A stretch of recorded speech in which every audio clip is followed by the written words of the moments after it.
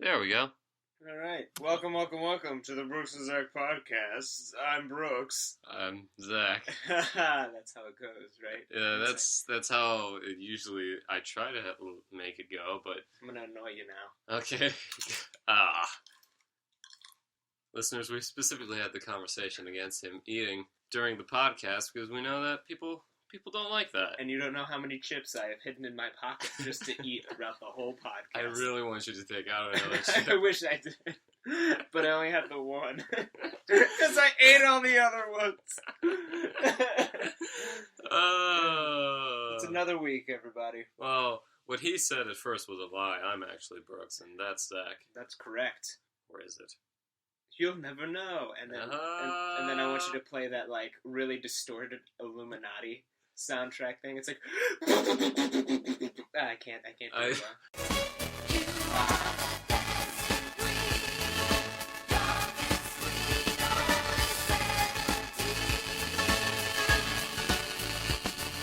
I don't want that, but I may play like a really distorted, I don't know, just something. Like just a lyric, maybe a Dancing screaming. Queen.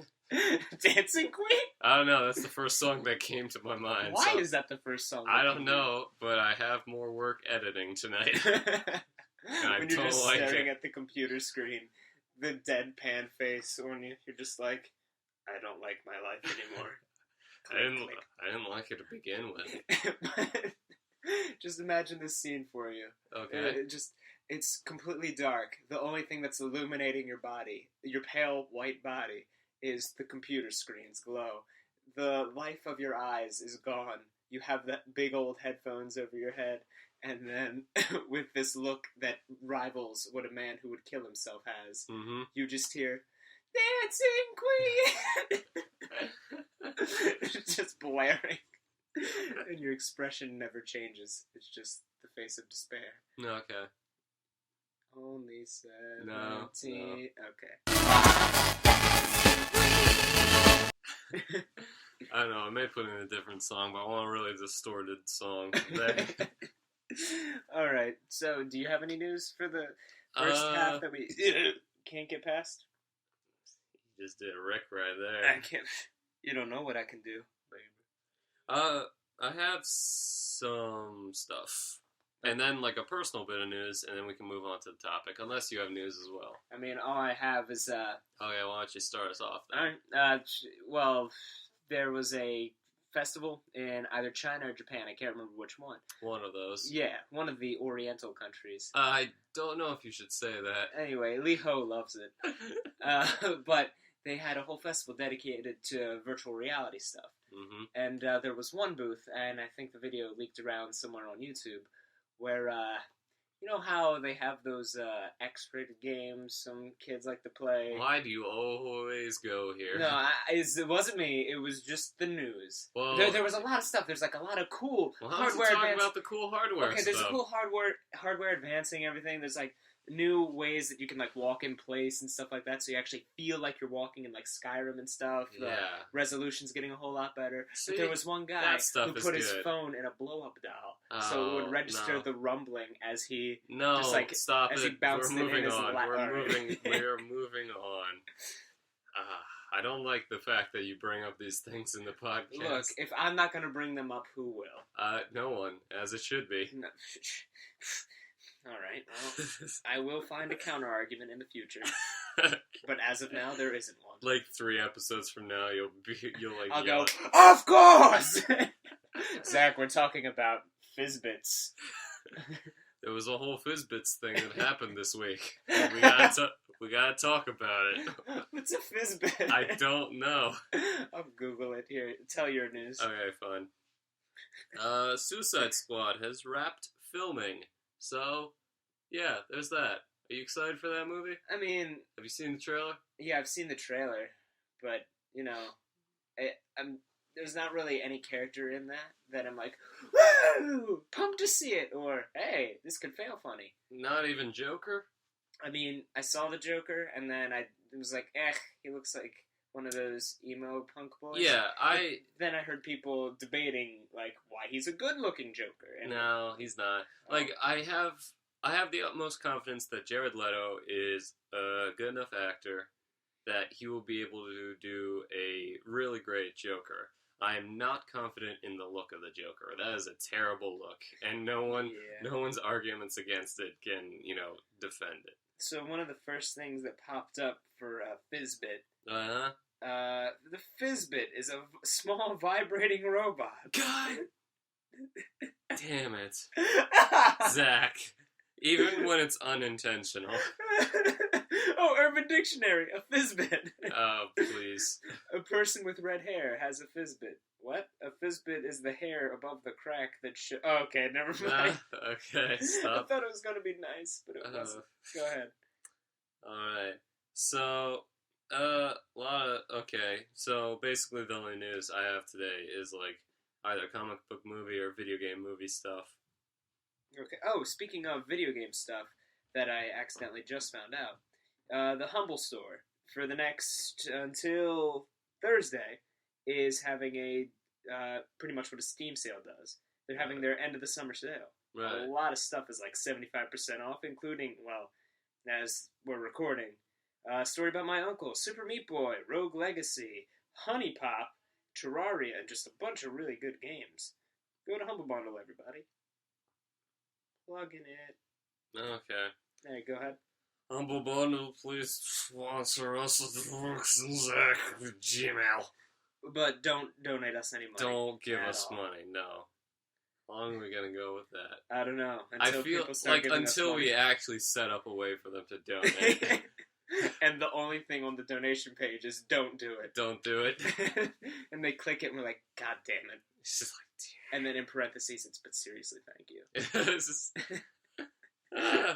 First we gotta see if we get that far. Yeah. There's a sort of related thing to that, but I'll save it until after the actual news. Alright. So, Avengers. Well, not really. It's more Captain America Civil War. Okay. But some concept art has revealed the teams for that movie. Oh. So, it's going to be... I don't feel like looking up the actual pictures, so I'm gonna, try to list it off from memory while I look up the actual pictures. Okay. So, it's gonna be on Iron Man's team. You got Iron Man. Captain America. No. Okay. You got Iron Man. You got... Tony Stark. Yeah, you got Tony Stark was also on that team. You have... Hang on. War Machine. That makes sense. No, I'm serious. It does, because they're friends. Yeah, but just the way you said it. There's a War Machine. Sure, why not? Piper. Yeah, Piper. Whatever her name is. I searched, the automatic search for while I was typing was Cap Civil War. And then, it filled it automatically. And the web had, all the news for, Captain America Civil War. I'm just like, okay, cool. I can go over to the images and, see the concept art. I go, and it's all hats from the Civil War. I was like, oh, okay. Well, they're right, so I can't really... Hang on. It's Cap Civil War concept art. Riveting. Okay, hang on. Okay, so, yeah. So, on Iron Man's team, you got Iron Man. You got War Machine. You got Black Widow. You got Black Panther, and you got the Visions. Okay. You said that was concept art, right? So does that mean that's not actually the team? No, they tweeted it it's the lineup. Oh, okay. Huh. And then on the Captain America you team, got the Winter Soldier. Robert Bucky Downey Barnes. Jr. No. No? Okay. He doesn't exist in that universe. You sure? I don't think he exists in any universe. He's always Tony Stark. There's no Robert Downey Jr. Yeah, he can only be Tony Stark now. Yeah. But think of all that money he's getting. Do you think it's weird, whenever you think of, a movie universe and you wonder, if the actors, are real in that universe? Is there a Robert Downey Jr. and Samuel L. Jackson making movies in the Marvel universe, and does anyone ever point out how similar they look to these to these superheroes? In the Deadpool universe, there is. Oh, of course. Yeah. Did you see the picture? I'm not sure if it's real or fake, but the Stan Lee cameo in Deadpool? I have not seen it. Oh, wait. I think I have seen it. No, wait. I did. Continue. So it was just one screenshot, and you just see Deadpool holding up his hands like, "Whoa, what's going on here?" And Stan Lee just pointing his gun at Deadpool's face, just looking like he's shouting at him and stuff. So I'm like, ooh. I think I might have seen that. I don't know if that's like from the movie or not. Yeah, either way, Stan Lee's still awesome. Yep. How old is he? He's in his 90s. Wow. Yeah. It's gonna be a dark day. It's gonna be a dark day and a soon day. In 100 years, it's gonna be. But what was I talking about? Or do you like go with the thing where like it's sort of like in editing, I realized that I use a lot of vocal crutches, including the word like. I say like a lot when I'm thinking. Like when I'm like that. Yes, I'm trying to go away from that, but it actually makes sense when I say it like this. It's like when I'm trying to think of something, think of what to say, I fill the space with like, in the way that someone would fill the space with or just say the word. Or just say the words. And I'm trying to get away from that because I notice it a lot when I'm editing. We're also noticing it more because it's you, and you're listening to your voice. Yeah. But when you hear Zach talk, it's probably like, whatever, it's fucking Zach. He's going to talk about a vagina soon. Anyway. And you're like, God, he had to say it, didn't he? Like, I'm just talking to future Brooks right now. He didn't have to say it, that's the thing. Yeah, and just sad future... Would you like to send a message to future me, which is going to be future Brooks? Which is probably going to be, like, immediately after the podcast is over, when I'll probably start. Don't stop me now. Don't stop me, because I'm having such a good time. There, that was your message? Yeah, I just wanted to motivate you in the future. Okay, so I just imagine, I don't remember where I heard this, but there's a theory where in movie universes, when you're discussing the actors versus the characters, and if they exist in the same universe, it's sort of like in a historical biopic, where the actors playing them, like the actors playing the real people in a historical biopic don't really look like the real person. Okay. So we perceive it as they look like the actors because, it's a movie starring them. But within that universe, they don't really look alike. Like, if you could get those actors in that universe to do a biopic on those superheroes, but they really wouldn't look very similar to them. It's just our perception. It's also a movie, and you can enjoy it for what it is. Zach, I have so much hatred inside of me for you, just constantly pouring out through every orifice. Just like how I have constant hatred for you whenever we play Smite together. Just all the time. Look, I'm not good at Smite. You're not at all. Look, sometimes I'm alright. You have level 10 mastery with Cupid. You should be alright. That was due to frequency of playing, not high level of skill. But look, if I'm gonna go cook bacon, eventually I'm gonna learn, hey, if I leave the bacon on the pan for 30 minutes while it's on fire, it's not gonna taste good in the end. I feel like you're over-exaggerating. I'm alright at Smite. I'm just not as good as you guys. Multiple people. It's like, look, Matt, our friend Matt, he's got level 10 with Amasenka. And if nobody knows Smite, I apologize. Like, next 5 minutes. Let Zach have his rant. Yeah, please. I don't get to... He's Amasenka, but he's just like, oh, yes, my Dinger! And he just, like, he throws the bees. He throws his thing. He just knows what he's doing. And then I come in behind him, and I'm just like, Mattis! And he's like, Zacchus! And then I'm like, and then it's good. And then you're like, Cupid... And then all of a sudden I hear the words deicide, and I don't know how, but somehow you run in there and you gave someone the confidence to go, hey, that person's a shithead, and then they ran in, curb stomp your face in, use that as leverage to push off, headbutt Matt down into the ground, and meanwhile I'm there, my dick's touching the floor, I'm afraid, and they just cut me in half, and I'm just like, oh! So what's the next topic? The funny thing is that I'm starting to notice a thing where I'm good at Smite when you're not there. Really? Bear with me. Okay. When playing Okay, the first part's going to sound a little far-fetched, but then the other part I have witnesses for. Okay. When I play by myself, and, like, on a team not made of any of our friends and everything, I actually do really well. Okay. And I'm, like, people are just like, oh, that cube is high level and he's really good. That's some good stuff. It makes sense. And then, when I play with... I was playing with Matt and Griffin the other day. We were playing Arena. My first game, I went 8-0. Okay. And then my other game, I went 8-4 and everything. So, pretty all right. Pretty all right. And then, see, like, in between the matches, you asked if, like, you could join us. And then the thought was in my head of Zach joining us. And then as soon as you joined, I started doing awful.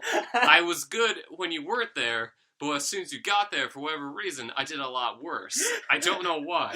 I don't know why that is. Because I'm not trying to impress you or anything. I don't give a shit about you. What I'm trying, like... I don't know what situations have changed, what the circumstances have shifted to make me a lot worse at Smite. I don't know the reasoning behind this. It's just for some reason, the second I joined the curse call or the Skype call or whatever we're in at the time, your Wi-Fi just takes a sudden plummet. And you're just playing it now like... No, it's not like my Wi-Fi. It's like my brainwaves or something. Like, I just get stupider. You're just like, I should run at the person with my arms like up. in the games before, I'm just like, I should probably hang back, do some damage, get out there, like, stay alive. And then when you're there, I'm just like, I could probably get in there and do some more damage if I'm getting in closer. And oh, wait, there's no one around me, and I'm dead. And then it's followed by Brooks. I am a decent Smite player. I don't know what it is about you being there that makes me so bad. This has been the Brooks and Zach Smite rant. Yeah, Smite. Should we do a Smite episode someday where we just talk Smite? I think that would be fun. Yeah. But I don't know how many people would like Smite. I don't care. Alright, we'll do a Smite episode. The listeners, they will listen.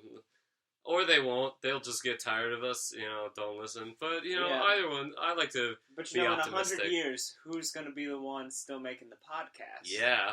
Then maybe. Who knows? We have the moral victory. Yeah, in 100 years, anything can change. Okay, what was I talking about? Oh, yeah, Captain America Civil War. So, the lineup for Captain America's team, it's the Winter Soldier, Bucky Barnes. Okay. It's the Falcon. It's the Falcon's little robot bird. The Ant-Man. Yes. Alright. It's Agent 13, otherwise known as the Sharon Carter. I don't know who that is. She is a descendant of Peggy Carter. I don't know who that is. Have you seen any of the Captain America movies? Yeah. The hot chick who he boned, but now she's like in the hospital because she's got dementia? The granddaughter of that one. Oh, nice. Does she look very similar to her? No. Oh. Do you remember the blonde lady from, who was his neighbor in the apartment? Yes. Yeah, it's her. Nice. She's a solid actress, Yeah, that's what I was thinking. Please. What? There's Hawkeye, and then there's Ant-Man sitting on Hawkeye's shoulder, as you can see. Wait, hold on. Where? Ant-Man on Hawkeye's shoulder. Oh, okay, I see it now. I was like looking in the very background with that flying thingamajig. That's Falcon's robot bird. He has a robot bird? He has a robot bird. Why does he have a robot bird? How do you not have a robot bird? Oh, because I don't have a bajillion dollars. Drones! Alright, what's next? Okay, well, I texted Jeremy Renner. No, I didn't text him. I tweeted him. That's very different. Yeah, slightly. That's a wide swath of difference. I tweeted at him telling him that he better have put Ant-Man on an arrow, shot the arrow, and when the arrow landed on somebody, Ant-Man punched them. That has to happen because that's a very famous thing that happens in the comics. Oh, really? Yeah. Huh. And Ant-Man's gonna become Giant Man, isn't he? Probably, yes. That's cool. That's the rumor. I like Giant Man because they're like, "Whoa, look at the big guy! Who's he?" Well, that's Ant-Man. What the fuck? Didn't we already have this conversation, on the podcast? I think we did. Yeah. And then you said his name wasn't Ant-Man. No, his name is Giant Man, because it doesn't make sense for a big man to be Ant. Right. Okay. The other thing is Michael Fassbender first image of him in the Assassin's Creed movie that he's producing coming up. That. Yeah. So, video game movies are always terrible. Yes. They're always the worst. Correct. Except Prince of Persia. I thought that one... Prince of Persia is probably the best one that's been made. Yeah. Because it was like real life Aladdin. I liked it when I saw it. Right. But for the most part, video games movies pretty terrible. Yeah. Yes, bad, very bad. Agent 47 just reinforcing that apparently. I have not seen it because I have better things to do with my life. I was gonna go see it, but then I was like, oh wow, look at these reviews. Yeah. Everybody's saying it's boring. Mm-hmm. Zachary Quinto's got that knife skin. What? Moving on. So, but I feel like this has potential to be a pretty good movie. Yeah. Yeah, as long as... The problem with the video game movies is that they're trying too hard to be like, remember when this was in the game? Yeah. Now it's in the movie. They try to shoehorn stuff. There was literally a first-person shooter scene in the original Doom movie. Really? That came out. Huh. Yeah, it was dumb. But, yeah, they just try to shoehorn in elements of the video game instead of making a good movie. In one way, I think that was done well, is the old Hitman movie. I haven't seen that. Oh, okay. Because there was just one scene in it where the hitman crashes through a window and he lands in a hotel room. And he's just trying to outrun the cops. And as he runs, does he run like that? Like you well, were No, he doesn't run with his hands like a robot, like in the Batman 64 game. Listeners, imagine arms sticking straight out, arms horizontal, horizontally out, bend your elbows. And then flop wave. The forearms. Yeah, like you're smacking the ground. Yeah. That is how I ran. Like you got some bongo drums floating in the grass, floating in front of you, disembodied. But no, as he was running away, you see these kids were playing a game, and they were playing the Hitman video game, and they look at the that's game, meta. And they look at him, and then they look back at the game, and they're like, "What?" And they throw out their alcohol. No, and that was it. They were like children, and that was the only spot that they really referenced the game, I think. And that was good to me because everything else was like, "Oh, this is a great action." I don't like that. That's too much, man. Putting the video game starring the guy who's in the movie, and then the movie is based on the video game. It's too much. It's true. It was funny. It was because it didn't take away from anything. It gave me a nice chuckle between these action sequences. Maybe it was funny in the context. No. I'm not gonna watch it because it's probably a bad movie. I don't ask you to watch it. I just ask you to shut the fuck up. And that's it. Okay, but yeah, I feel like there's a lot of video game movies coming out soon. Oh, but hey, Pixels was good, right? Right? Moving on. Speaking of video game movies that are probably going to be terrible, Borderlands movie is They're coming. making a Borderlands movie? Yep. Huh.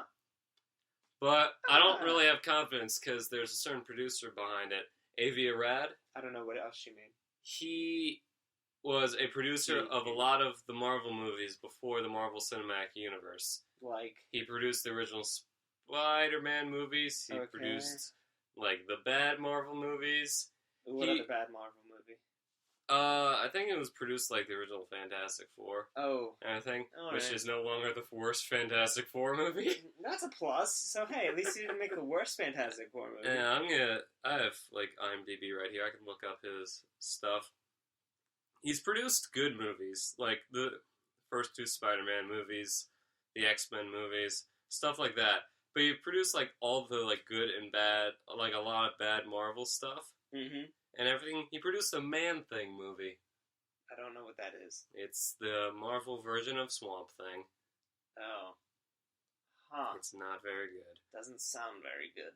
He produced the Blade TV show and the Ghost Rider movie and the Elektra movie and the Daredevils and the Ang Lee Hulks. I enjoyed those movies when I was younger because I didn't care. And it was like, haha, that's funny. This is a bad movie, but I don't care.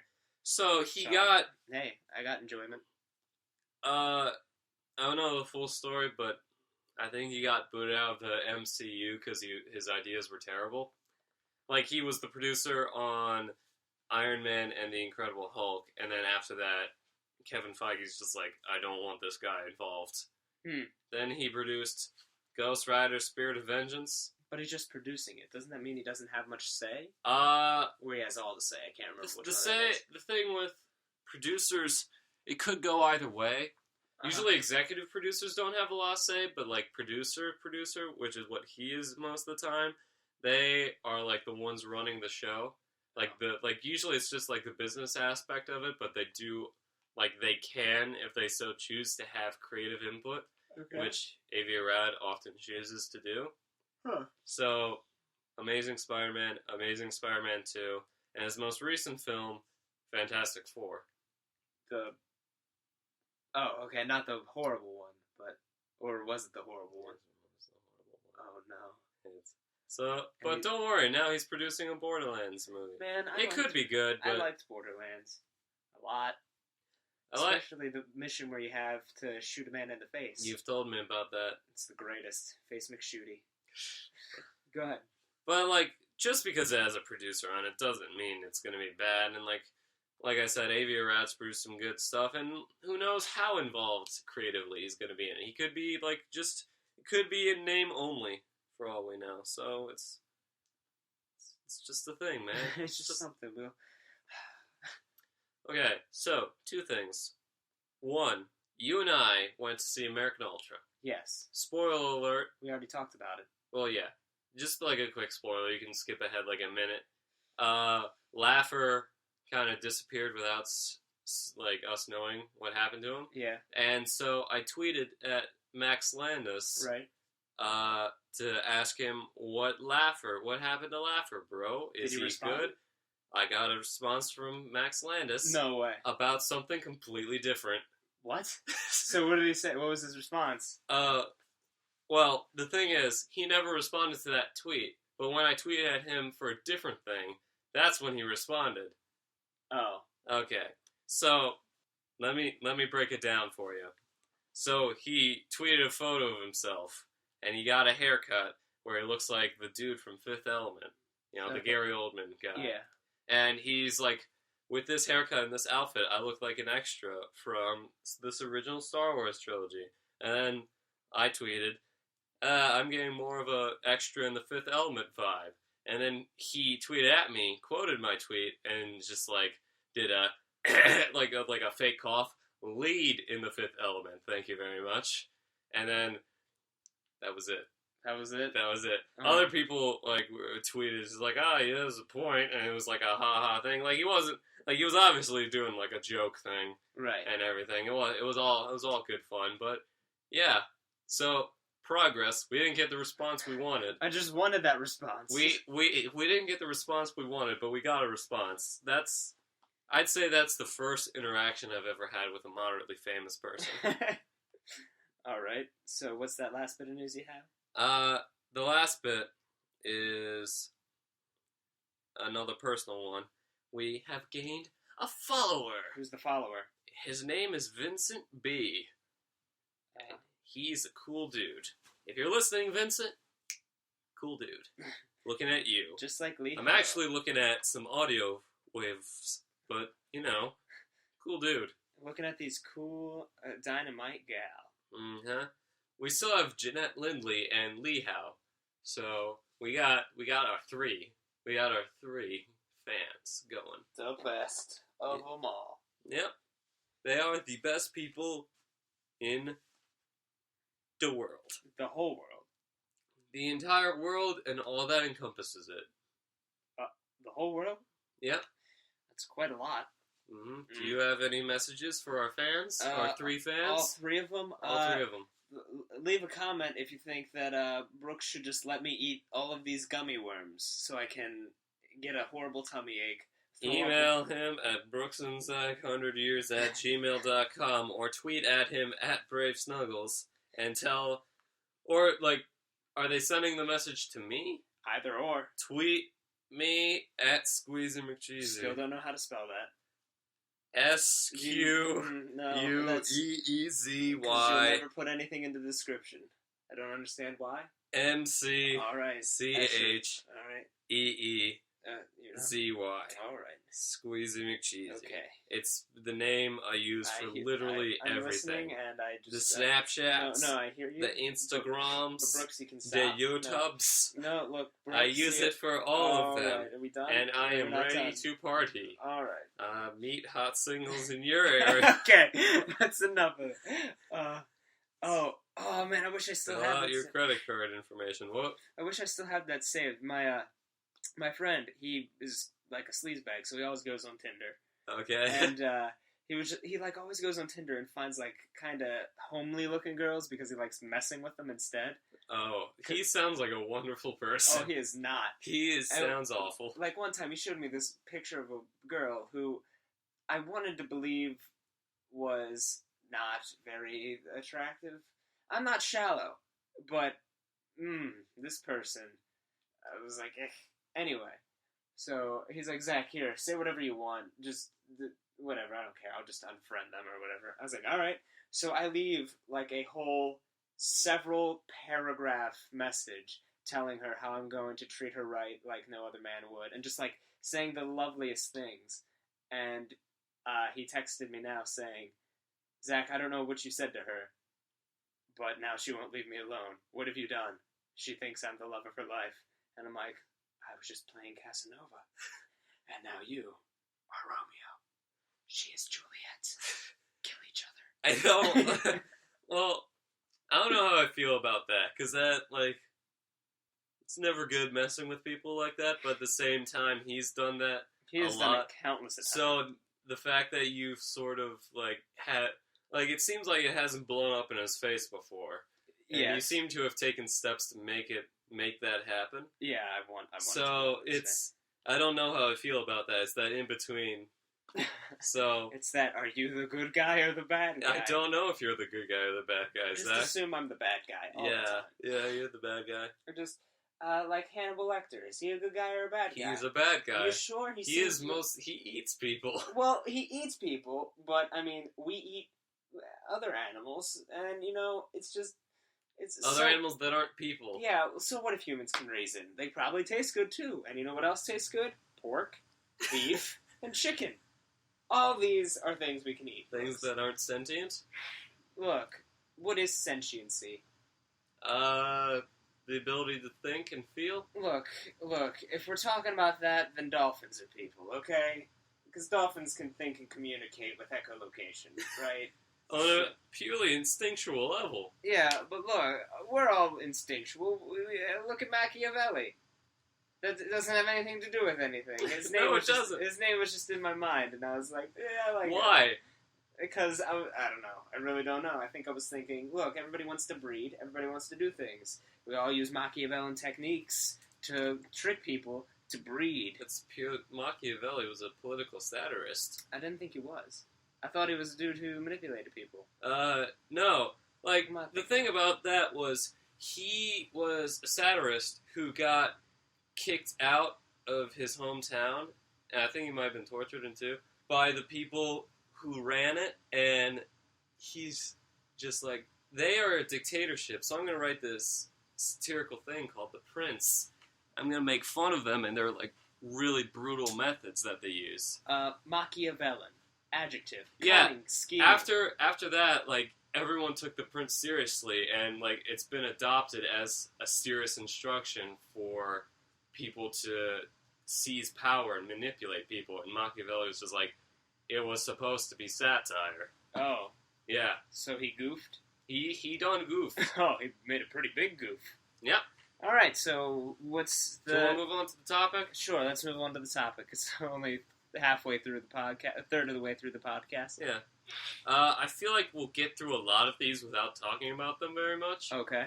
So, it makes up for the fact that, because, the podcast can be any length, guys. It can be any length. I know all of our episodes have been over an hour, and we need consistency, but at the same time, any length. Any length.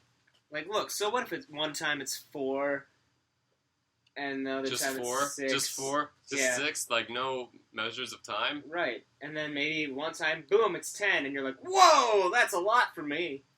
10 what? And then maybe it's 8. And 8's an alright length. Time. length of time. We'll move on to the first. What's Wait, what? Trilogies. Okay, moving on. Trilogies. Okay. So, everyone likes trilogies. It seems like, for most movie series, they seem to live and die as trilogies. Correct. Like the Harry Potter trilogy. Or the... Fast and the Furious trilogy. Or the... The Dougal trilogy. The Dougal trilogy. High School Musical was an actual trilogy, right? That's on the list. Hang on. So, what we're going to talk about today is... A lot of people talk about the big trilogies. Your Godfather trilogies, your Lord of the Rings, your Dark Knights, your Star Wars. Everyone talks about those all the time. So what we're going to talk about, we thought we'd talk about lesser-known movie trilogies. But the way this is going to work, this being Brooks and Zach, very little preparation has been put into this. A lot of So what I have is a list of with movie trilogies, we got a lot of them that are lesser known. Either a lot, like some people know them, but it's not like widely known. We can talk about some are where one movie in the series is very famous, and then people didn't realize that there were other movies making it technically a trilogy. Like Aladdin. Like Aladdin. We can talk about that. So, oh, keep talking. I noticed there was a box of tissues over here, so I'm just gonna grab that. I'm gonna grab that. Pause. Unpause. You couldn't have waited until you were done eating the gummy worms. No. Now I can't repause for another 5 minutes. That's how this works. The magic won't work again. Mark the time. Okay, that one. Okay, so I know when we can pause again. So, movie trilogies. Lesser known ones, ones where you don't know that it's a full trilogy, but it is.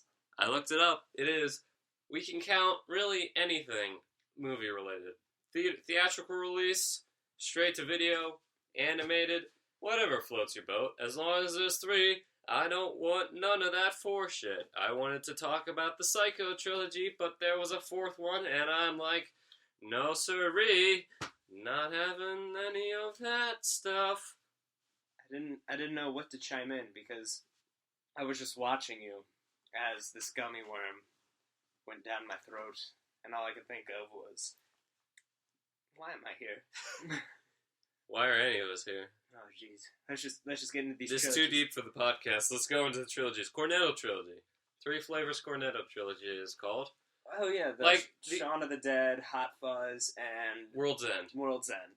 See, these movies are fairly well known, but not everyone, I don't think, really knows that they're connected as, like, an official trilogy. Yeah, because it's like ice cream flavors or something, right?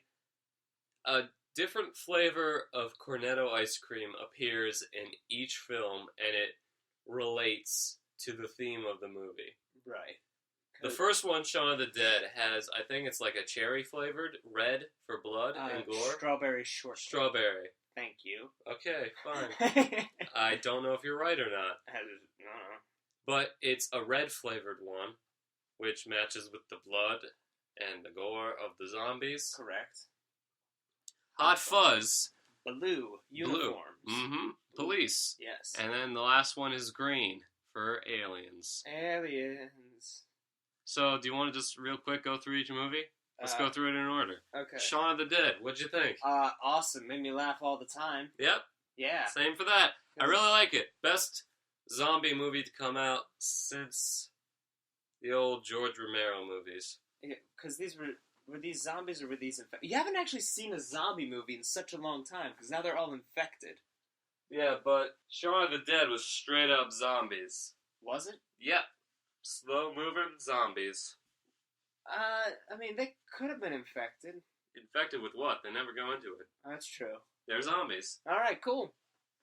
There we go. Zambombies. Very funny. Very funny. Yep. They say the entire plot of the movie at the very beginning of it. Yep. Uh-huh. Just goes through the whole thing, and then they're like, alright, here we go. Everybody's oblivious at first, because that's the funny thing. You can mistake a homeless man for a zombie. I mean, a zombie for a homeless man. He's like, nope, don't have change. Excuse me, sir. Gotta get my ice cream. Uh-huh. That is a direct quote from the film. I am continuously getting up to Oh, sorry. I thought I was supposed to grab your butt when it was in front of me. Nope. You sure? Should I do it again? Nope. You sure? Nope. Brooks? Nope. Yeah? Nope. Yes? Nope. I'm hearing a yes! There's a lot of bad implications to that bit we just did. No means yes. Yes means anal, right? That is a horrifically terrible slogan. Is it going to be like on a milk carton or something? No, colleges use that as a legitimate slogan for their fraternities. Nah. Yeah. Nah. Yeah. That's messed up. Yeah, that's not fun times. Oh, because I'll joke about a lot of stuff. That's actually messed up. Just like how I'll pretend to be bigoted. Yeah, Zach makes a lot of bigoted jokes. I have restrained myself because Thank you. I want these people, all three of them. Because making that kind of jokes could alienate the listeners. Look. It's not that we care. It's just that I'll wait because look, right now it's just like I have an Asian doctor, and because of that, I feel safer. All right? Is that so wrong? Moving on. Hot Fuzz was also a really good movie, and my personal favorite of the three. It reminds me of Night Vale. Welcome to Night Vale, another podcast, awesome podcast. Listen much better than ours. So much better. They have things and stuff, and you can donate to them. Yeah, donate to them. Don't donate to us. Yeah, please donate to us. No, don't listen. Actually, anyway, the last one. I really liked as well. Oh, Hot Fuzz. Also, the Hound was in that one. The Hound was in that. Yeah, the Hound from the Game of Thrones. Sandor Clegane was the Yarp. Gesundheit. Yeah. Okay. It's good, because I just, sneezed everywhere right now. Oh, jeez. Alright, moving on. Zach, I'm sorry. It's fine.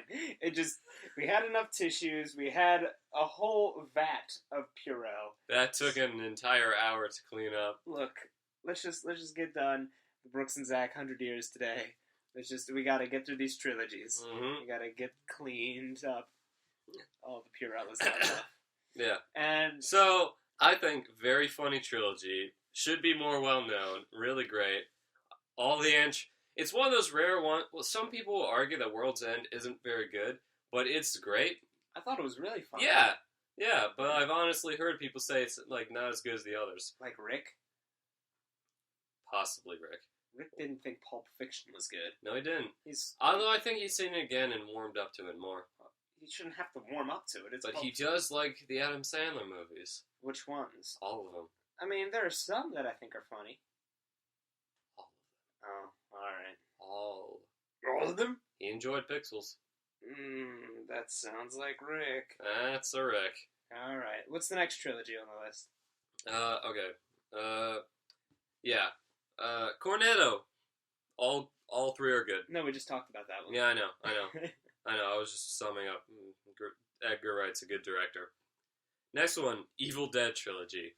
This is one of my favorites. I haven't seen that. Let me break it down for you. Let me lay down the beat. Yeah. Yeah. Evil Dead. It's good. It's got blood. Okay. Rewind. Yeah. Evil Dead. I can't do it. It was too bad. Should we talk about Evil Dead? Yeah, talk about Evil Dead. Okay. So, Evil Dead. First movie was a really good horror movie, and it was just a straight up horror movie, very low budget. Sam Raimi, who's a good director, it was his first movie. It was super creative and super scary. It's just really great. It hasn't aged entirely well, but it's still a fun watch and all that. And it introduced the world to Bruce Campbell, which is, he's a gift to humanity. That Bruce Campbell, I don't know who he is. He's a very lovely man. Okay, what else was he in? He was in Evil Dead 2. And? Evil Dead 3. Oh. And he's in the upcoming Ash vs. the Evil Dead, which looks amazing, by the way. It looks awesome. So wouldn't that make it not a trilogy anymore? Or is this a reboot? There was a reboot movie to it. And we're not counting that because reboot. And still movie trilogy. And the TV series is a TV series, not a movie, so doesn't count. Still can talk about Evil Dead in this podcast, yeah. So first one, really solid horror movie. Bruce Campbell starred as Ash and his friends. What happens is they go up to a cabin in the woods, to sort of hang out, maybe bang. Probably bang. It's their Definitely teenagers. bang. Yep. 80s horror movie, they're gonna bang. And what they find there is that a professor and his wife lived in the cabin, but they have gone missing. Of course they have. And the They're professor dead. was Ghosts. yes. Okay. The professor was an archaeologist who discovered a book called the Necronomicon. Oh. Is this the one where they're on the island? No. Okay. I don't know what I'm thinking of. Yeah, I don't know what you're thinking of either. Okay, continue. So they find the Necronomicon, and they're not supposed to read what's in it, but one of the guys who's not Ash, like Ash is the dude, Bruce Campbell. Right. And so the book brings the evil and the dead to them, and they possess. And the book thrives on carnage and blood and gore to power itself. Yeah, the next So it turns some of them evil to force the others to murder them. Oh. And everything. And it's just a really great horror movie. The only reason that Ash lived and became the sort of main character of the series, Bruce Campbell was the only actor willing to stay longer to film because he was a producer on the film too. Huh. So he was the only one who'd like stay long enough to shoot like a lot of his scenes. And I heard that recently. I'm just like, oh, that's funny. That's the only reason he's the main character. Right. And so Evil Dead 2. You see, the thing with Evil Dead, the first one, it was very low budget. Mm-hmm. And looking back on it, it's pretty campy and the effects are bad. It's still a great horror movie, but there's a certain element of comedy to it in retrospect. Right. So realizing this, Sam Raimi and Bruce Campbell are just like, in making Evil Dead 2, we'll still have horror stuff and a lot of gore stuff. It'll be great. But we'll also have some comedic elements to it to make it a lot more well-rounded. And Evil Dead 2 is fantastic. All right. But an interesting thing about the Evil Dead trilogy, each film in the trilogy was sort of funded by a different studio. Okay. So normally in the movies, they would have scenes from the previous one at the beginning to sort of recap it. Mm-hmm. But because they were owned by different studios, they had to reshoot those scenes each time. So each movie is both a sequel and a remake of the last one. Huh. Yeah. Neat. So that's why a lot of people are confused by Evil Dead 2, because the opening scenes are a condensed version of Evil Dead 1 remade. Mm-hmm. So no one knows if it's like a sequel or just a straight remake of the first one or what. So, but yeah, Evil Dead 2, instead of a group of friends like it was originally, Ash and his girlfriend go up to the cabin. All the stuff in Evil Dead 1 happens, and he has to kill her and bury her and everything. Okay. And then other people show up to the cabin, and they help fight the Necronomicon, and a lot of stuff happens, and it's really great. And there's a scene, one of the best parts, one of the most memorable parts, is when Ash is alone in the cabin fighting off the evil stuff. Right. His hand gets possessed, and it sort of slaps him around a bit, pokes him in the eyes, like the joking thing, and everything. It's like a Three Stooges bit. And then he pins it down. Like, the hand is moving. It knocks him out, and then it's, like, dragging him to the sink. And then it grabs plates and, like, hits him on the head with it. And he's like, ah! And then, like, it's on the floor, and he, like, stabs through it with a knife. Yeah. And then he takes a chainsaw, like, takes his teeth, starts it. He starts and a then cuts chainsaw with his teeth? Yeah. It's 0 out of 10. Do not watch. He takes the cord in his mouth, like that, and then just cuts it off, and a bunch of blood sprays on his face, and it's great. And the hand's still alive, and it's like crawling around and shit. It's really great. And then he later attaches the chainsaw to his hand, and what the fuck? he has a boomstick, which is his shotgun. He cuts off the thing to make it sawed off, and he uses stuff to like shoot at the Deadites, which is the name of the I feel like zombie I need things. to see this series. It's great. And then It sounds insane. the last one is Evil Dead 2, really great. A lot more gore and everything, and it's awesome. Right. And my favorite in the series, which is I need to buy the first two, but so far this is the only one I own. Is the third one because it's my favorite. It was called Army of Darkness. It was originally called The Medieval Dead. Okay. At the spoiler alert for the Evil Dead trilogy, by the way. Spoiler alert. At the end of Evil Dead 2, in an attempt to destroy the Necronomicon, they accidentally open a sort of wormhole thing. Accidentally. Yes. Open a wormhole. Yes. To a whole different realm. Accidentally. Ash goes through. He gets sucked in along with his car, and he lands in the Middle Ages. How is this an accident? How do you? All right, I think they were intending to do a spell that would like suck up the Necronomicon or something. Oh, okay. But then I forget. I haven't seen Evil Dead 2 in a while.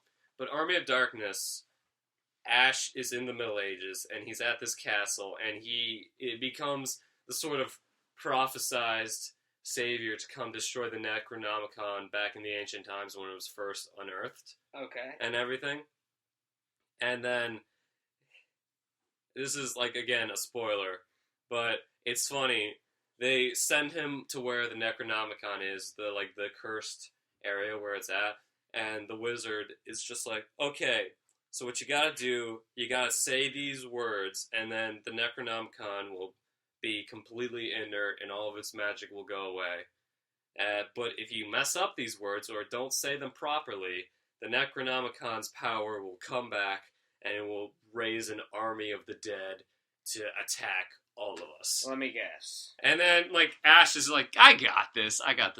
The thing that makes Ash a great character is he is fantastic. He's the best at killing the dead. He's the best at fighting the army of the undead. He's the best at killing them. Okay. He is terrible at everything else. Okay. He is kind of a dummy, and right. He's just great. So he's just like, yeah, I know the words. I got this. He goes there, and he's just like, he doesn't remember them. He's like, so the words are, I think, Klaatu Verada Necta. I thought that was from a different movie. No, that's from Army of Darkness. Are you sure? Yeah. I'm pretty sure it was used in the Day the Earth Stood Still. Oh, yeah, it's a reference to that. Oh, okay. Yeah. Klaatu Verana Necta? Yeah, something like that. And then Ash doesn't remember them. He's just like, Klaatu Verada Okay, I said the words. And then, like, obviously he said them wrong, so the army of the dead comes up, and then there's a huge battle scene at the castle, and it's fantastic. And it's funny because they make it so the skeletons are, like, obviously, fake. There's one on, like, a flute and everything. You probably saw a gif of it somewhere. Probably. Yeah. And it's just great. It's a fantastic series. I love it. Like, it went from first movie's straight-up horror, second one's a horror comedy, and the third one's an action-adventure comedy with horror elements. So it had, like, a tonal shift, but I think Army of Darkness is the best one, like, as a movie. Alright. It's great. Huh. And more people should watch it. Alright. Including you. I probably will watch it. It sounds pretty cool. Do you have any trilogies? Nope. Okay, because I have a huge list. The list is huge, but a lot of them will be... Fair warning, listeners, a lot of these movies will be like, okay, here's this trilogy. Have you seen it? Nope. Okay, moving on. Me neither. Alright, go ahead. Naked Gun trilogy. Is that the one with Leslie Nelson? Yep. I love him. He's an amazing man. He is a beautiful man. I'm sorry that he's dead. I refuse to believe he's dead. Continue. Let's go to the next one. Okay. Good movies. I remember the first one being funny. Don't know about the other two. Wasn't Airplane one of them? No, that was not part of the Naked Sure, Gun. but it was made by the same people, but Leslie not Nelson part of was in it. Yeah, So but actors do different series, Zach. Oh, weird. Okay, the Hannibal stuff. Silence of the Lambs and all yeah. that jazz. There's more movies than a trilogy in that, so I don't know why I put that down. So, moving on.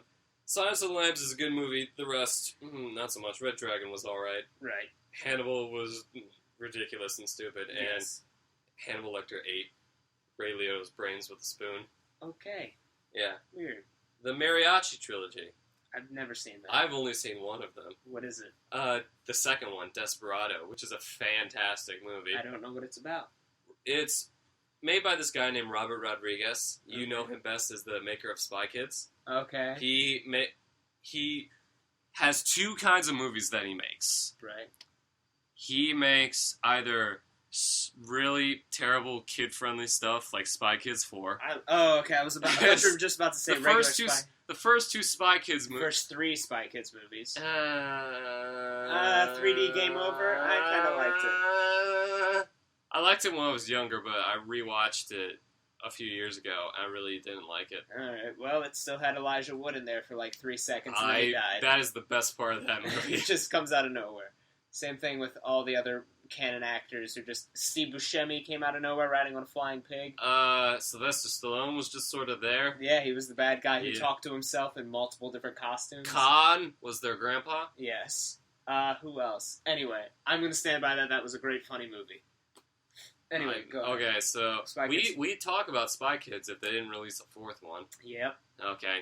Good. But he either makes Spy Kids movies and Shark Boy and Lava Girl. That was alright. But or really hardcore, gritty, R-rated movies. like Machete? Yes. All right. Machete, Sin City, and the Mariachi Trilogy. Or Mexico Trilogy, I don't know what it's called. I've only seen the second one, but it's fantastic. It's this really great action movie. There's a guy who has a rocket launcher, which is a guitar case. Perfect. And it's pretty fantastic. And it's got Quentin Tarantino being a bad actor like he is, but in a great scene and everything. And Antonio Banderas is cool. He's Zorro. Yeah. In that one good Zorro movie, and then the sequel that they made. And he's the voice of Puss in Boots. Yeah. Yeah. Shrek. No, a lot of people know Shrek, so even if they didn't make a fourth one, we probably wouldn't talk about it. Right. So, yeah. Alright, what the else? Mariachi Trilogy is good, and you should watch it, all of it. It's like... I haven't seen the first or the third one. This is the You Should Watch Everything podcast. Yeah. Well, next one. The Mighty Ducks Trilogy. Okay, moving on. Moving on. Don't watch the Mighty Ducks Trilogy. Neither of us have seen it, but they're probably Is that the one with the hockey? Yes. Oh, I thought they only made one. They made 3, and then they made, like, a cartoon starring, like, actual ducks. Yeah. But they were also, like, space fighters or something. I think I remember that more. Do you remember that cartoon? Vaguely. I remember seeing advertisements of it. Whenever I would watch a Disney show, it would always seem, in the 90s, it would always seem to have an advertisement for that show. 10 seconds. Think of the weirdest cartoon you've seen within the past 10 years. Within the past 10 years? 5. I'm not good on the spot. Okay, then I'll name mine. And while I name mine, you just think. Okay. Super Robot Monkey Team Hyperforce Go. That was I've seen that. That was a strange show. That's probably not the strangest I've seen. Not the strangest, but it's just one that came to my mind, and I was like, what's the... Alright. Like, does it have to come out within the last 10 years, or do I have to have seen it within the last... Just a strange show, I guess. Garzie's Wing. Garzie's Wing. We're going to do an episode on Garzie's Wing. Oh my god, Garzie's Wing. Okay, we're not... we don't want to talk... Yeah, moving on. Moving on. We'll get back to it. Yu-Gi-Oh! Yeah? Have you seen the Yu-Gi-Oh! Trilogy? You have to be more specific. I've seen a lot of Yu-Gi-Oh! Movies. I think there was like the pilot movie... Maybe it counted. There was the one with the Pyramid of Light and the blue-eyed shining dragon. And then there was the time travel one. Okay, and what was the third one? I think that was the third one. What was the second one? I think it was Pyramid of Light. What was the first one? I think it was the pilot movie. What was the pilot movie? I don't know. Hang on. Look, this is great. This is great listening. That's what this is. Oh my god. Here, what I'm going to do is I'm going to scroll down on this list of stuff, and I'm going to read off what this says for the Yu-Gi-Oh! Trilogy. Yu-Gi-Oh! The Yu-Gi-Oh! Trilogy. Yu-Gi-Oh! The first movie is just called Yu-Gi-Oh! It came out in 1999. Okay. The second one is Yu-Gi-Oh! The movie, Pyramid of Light. Okay. 2004. The third one's the time. Yu-Gi-Oh! Movie Super Fusion Bonds That Transcend Time. Okay, they kind of jumped into a 2010. Touch the first one. Let me know what the first one's plot is. Okay. I don't know if I've seen that one. But while you're looking at that one, the second movie then, The Pyramid of Light, that was kind of cool because it didn't completely go apeshit yet. It was just like, oh, these are some demonized cards or whatever. That's crazy. And you just watch a little fight happen between the card games, and that's awesome. But then the one that transcends bonds and reality time, I don't get what that was about. You had Paradox, who was the main villain, and he had a mask on the whole time, even though you never knew who he was without the mask. So in order to he wanted to save the future because card games destroyed the future. Card games destroy the future. And I have not seen any of the Yu-Gi-Oh movies, so what you tell me is all of that I know. That and what I pick up from Yu-Gi-Oh! Abridged. Okay, so yeah, card games destroyed the future. So in order to stop that, he decided to duel the strongest duelists in the past, and that is Yugi Moto, Jason Yusei, and no, wait, Jaden, whatever the fuck, and Yusei. The rap one. Yeah, and then he's like, yep, I'm gonna duel you all, and with my horrible exotic powers where my monsters are real from card games, I will save the future by destroying pretty much all of Venice. I thought all of the monsters were real. No. Most of them are holograms until the darkness turns them into real. Anyway. How would that destroy card games if he beat them? It wouldn't. It's a like, stupid imagine, plot. like, a guy travels to the past and he's just like, okay, I want to stop. I'm going to fight the top 3 Texas Hold'em players. He defeats them in a grand spectacle. Everyone views it. That doesn't mean that, like, a week from now, some people on a random part of the globe will be like, hey, you want to kill some time, play some Texas Hold'em? If anything, it's going to make it more popular. Yeah. Because, like, oh my god, this whole thing happened from Oh Texas my god, Hold'em. time travel. Holy shit, this all revolves around Texas Hold'em. Alright, I guess we better become the greatest Texas Hold'em The first players. one, I'm reading the story. A shy boy named Shugo Anyway. Okay, gets the rare card, Red Eyes Black Dragon. That's a rare card? A card that brings potential to those who duel with courage. Despite having never won a game of duel monsters before, Shugo boasts that he doesn't need to duel others since he just win with that card. Having noticed Shugo possessing this card, Seto Kaiba. Yep, the green hair, Seto Kaiba. Was it green haired? Yeah, he was green. I remember the movie now. It was such a bad one. Okay. It was an very bad, stupid. I'm getting out of that shit. Anyway. How was Pyramid of Light? Pyramid of Light was probably the one I liked the most because it was regular Yugi Moto. And it was kind of a sequel towards everything after you still had all the god cards and stuff like that. And Seto Kaiba was still an asshole. He's like, I still need to beat Yugi Moto, but he has all the god cards, so I'm kind of dicked.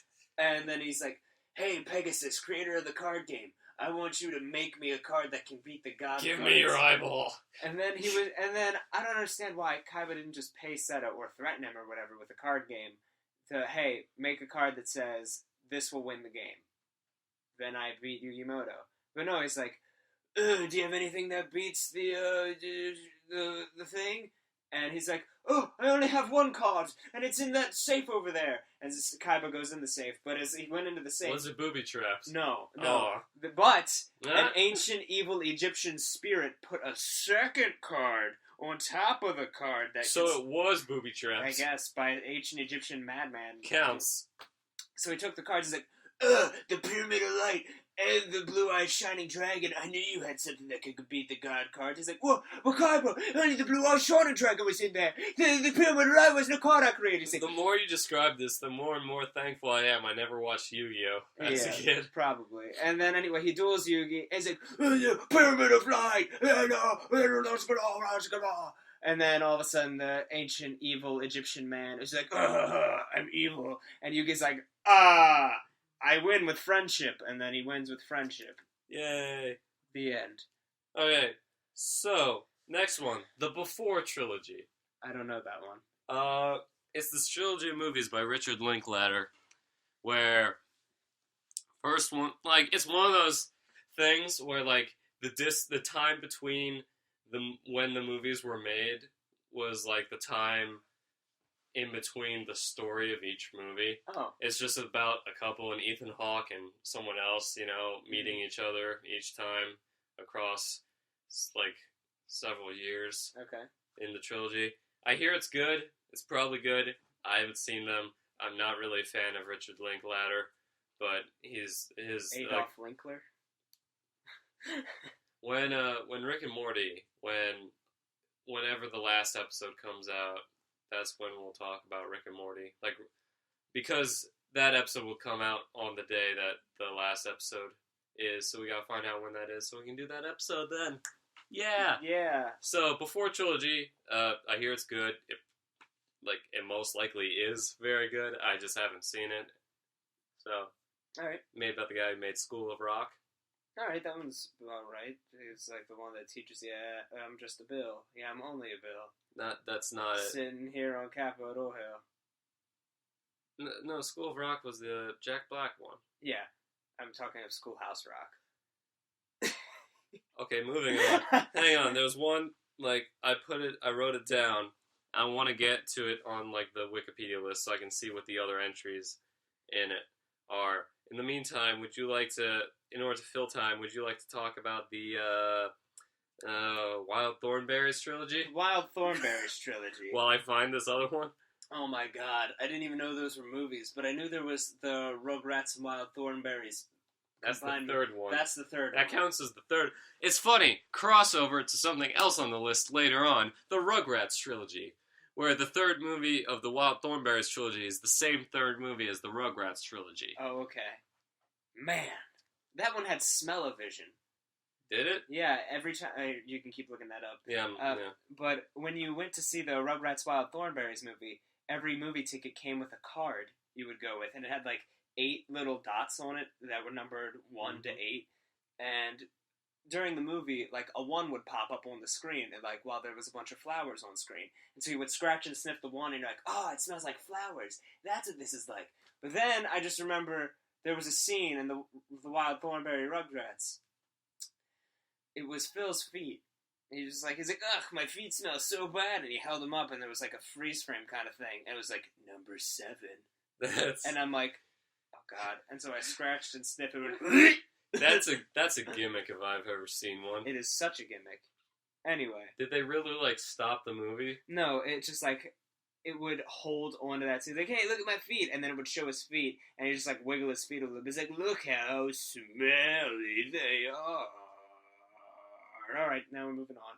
And you'd hear everybody in the audience go, Hit.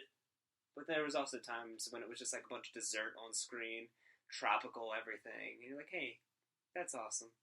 Thanks. Right. Yeah. But you still haven't found it yet on Wikipedia? I found it. Okay, go ahead. Okay. Wizard of Oz. Movie everybody loves. I don't think there's a single person who doesn't like the Wizard of Oz. I hate Wizard of Oz. There we go. There's that look. There's that one. We found him. We found him, everybody. Yep, it's SWAT guys break in. Yeah, it's a classic. It's an oldie, but I mean, I'm not super fan of it. Have you seen the other ones? There's other ones? It's not... The thing with this trilogy, there's 2 Oz trilogies. There's the official one, and then the unofficial one. Okay. So, the official one, you'd think it'd be Wizard of Oz, Return to Oz, which was the movie from the 80s, which is really good, but crap your pants frightening. Right. Yeah, and then, obviously, the third would be the Muppets version of Wizard of the Oz. Now, you'd think that'd be the official trilogy. Okay. But in reality, there is a 1974 movie called Journey Back to Oz. Okay.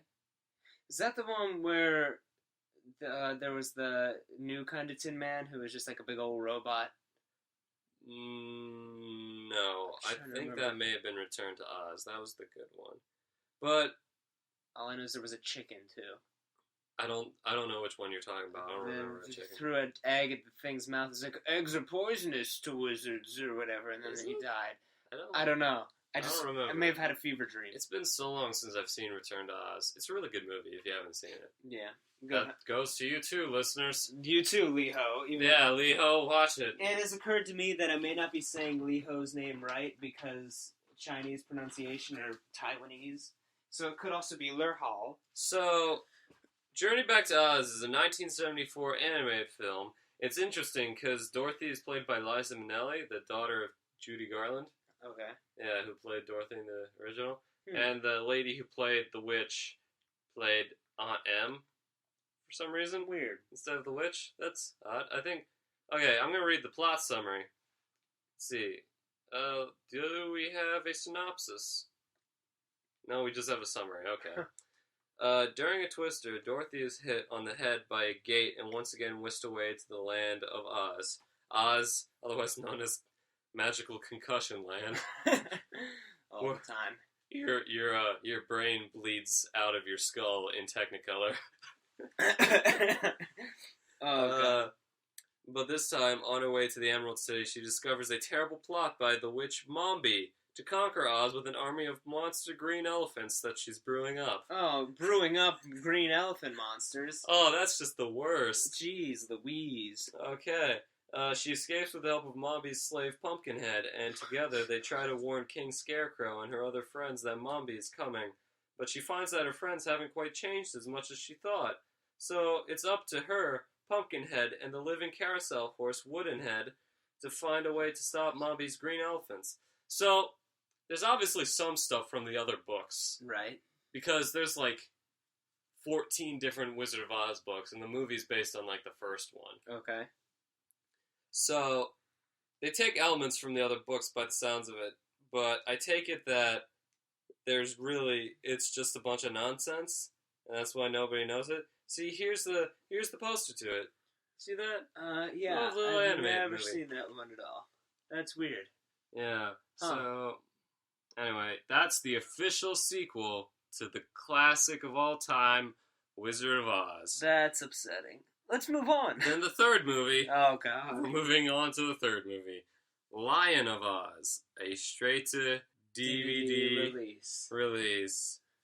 A circus lion finds himself in a magical land where he becomes the leader of a journey to stop the Wicked Witch of the East, a task which may lead him to lose a part of himself. That is the official summary, and it does not lose, it's loose with 2 O's. He may lose a part of himself. Oh, my God. It has 5 stars out of 10. See that? That looks like... The tagline is a roaring feature-length tale of courage and bravery. What possesses people? Oh, there's another poster with another tagline. Before courage can be lost, it must be found. So he's... An animated musical feature, Lion of Oz. So it's a prequel. It's a prequel starring Dom DeLuise, great actor, as the Cowardly Lion, I guess. Can we just move on? This one's hurting me. Oh wait, he's not the lion. Some other guy's the lion. Yes, we can move on. It's hurting me a lot. The Vietnam trilogy. I've only seen 2 of these. I haven't seen the third. One war. What's the guy's name? I forget the director's name, but Platoon was the first one. Okay. Platoon's a good movie. Very good. Born on the 4th of July, which is, I think, an underrated movie. Not a lot of people give it credit. That's a really great movie with a really great performance from Tom Cruise. Right. And everything. He's in the wheelchair. Oh, and all that. Yeah. Remember that? Mm-hmm. That's a good movie. Yeah. Really depressing, though. You're really depressing. And then the third one is a different one that I have not seen, but it's probably good. Or not. I don't know. Who are you? What am I doing here? What are we? What is the point of this episode? I don't know. Let's go. Van Wilder trilogy. Moving on. The Troll trilogy. I've seen Troll 2. Perfect and parts movie. of Troll 1 and 3. Perfect movie. Have you ever seen the documentary Best Worst Movie? No. I really want to see it. Apparently it's like really good. What is it about? It's about Troll. It's about Troll 2. Oh. Yeah. Neat. And it's really interesting from what I hear, and apparently it's like really good, so I really want to see it. Movie night with the boys. With the boys, Best Worst Movie. Double feature. We watched Troll 2 first, and we watched Best Worst Movie, so we can sort of figure out how it came to be. Okay. So, Transported trilogy. Although they're making a 4th one, I don't know if it's a reboot or not, or if it's in continuity, so that's still up in the air. Okay. Moving on. Ninja Turtles trilogy. Now, before we get into this, some people listening could say, what about TMNT? That's in the same continuity. It's technically a sequel. Well, I say it's animated, it's a reboot, it's just not the original, so boom, doesn't count. Still in a trilogy. Boom. We can talk about Doesn't count. First movie. Fantastic. Well, I don't know. But I think the first Bold movie... claims right there. I think the first movie, the puppets were done by the Jim Henson Company. It was very close to the original comic storylines. And it was dark. It was one of those... It's one of those movies sort of like... I don't know if people will get offended if I compare the first the first Ninja Turtles movie to Ghostbusters. That was a voice crack. Yeah, well, But there's been Ghostbusters. a lot of voice cracks. But that was the first one I noticed. Oh, that's not the first one I noticed, let me But tell you. it's sort of like Ghostbusters and Guardians of the Galaxy in the sense that it's a sort of like, it's a movie that can really appeal to kids, but it's sort of like a darker thing and has swears and all that stuff where it's just sort of like the cool thing for kids to like. Yeah. And everything. I always got that impression. I really love the first movie. Was Second that the one movie, where they rapped? No, that was the second one. That was the better one. That was the one with Vanilla Ice. Go Ninja, go Ninja, go! Yeah, that was the second one. So, first one was really good. I think it's a legitimately good movie that holds up. Second one, not so much. Okay. It's got the Vanilla Ice in it. Right. Parents complained about the first movie and didn't like that the turtles used their weapons, so So they don't they use use- their weapons in the second one. Right. I remember that. Yeah. That's stupid. They just sort of hold them and then do other things. Yeah. Yeah. Third movie. They had two monsters that weren't Bebop and Rocksteady. They weren't in the movie for some reason. I don't know why. Huh. It's a shame with these movies, the sort of direction they went, because there's a lot of really cool stuff in the comics that wasn't really explored until, I'd say, the 2003 series. Okay. Like, clearly the best part of the comics, which is the Triceratons, who are awesome. And then there was also Usagi Yojimbo, which I think is his name. The rabbit from a different dimension or time or whatever. Yeah. Usagi. Usagi, that was it. I thought it was Usagi. I haven't even seen it, but I was just like, does he mean Usagi? Usagi Yojimbo was the name of it, and he's a great character. Because Usagi is rabbit in Japanese. Yeah. And rabbits come from the moon in Japanese mythology. Really? Yeah, because you know how we look at the moon and we see the man on the moon, like the face or whatever? Yeah. They see a rabbit making mochi. Hold Yeah. on, let me just bring up an image so you can understand. I've always wanted to learn more about, like, Asian mythology and stuff. Bruh, that's all I am. Because I know a decent amount of stuff about Greek mythology, Norse, Celtic, like all the Western mythologies. I know a decent amount. Mm-hmm. I've always wanted to learn more about. Oh yeah. Yeah, that's how they see the moon. Huh, neat. Like with that rabbit. That's nice. Anyway. But yeah, I've always wanted to learn more about the mythology. So Go Ninja, Go Ninja, Go. The second one, not very good. I haven't seen it in forever, but I'd probably like it if I saw it again. Yeah. The one I wouldn't like is the third one, which is the worst. Why is it the worst? Partially because they ran out of money. So the puppets, Mm-hmm. the puppets in the first movie look fucking fantastic. Okay. In the second one, they look slightly less fantastic, but you're still like, oh, that's kind of solid. Third one, they look awful. They look just the worst. They're just terrible. And the plot was a lot worse. The acting was so much worse.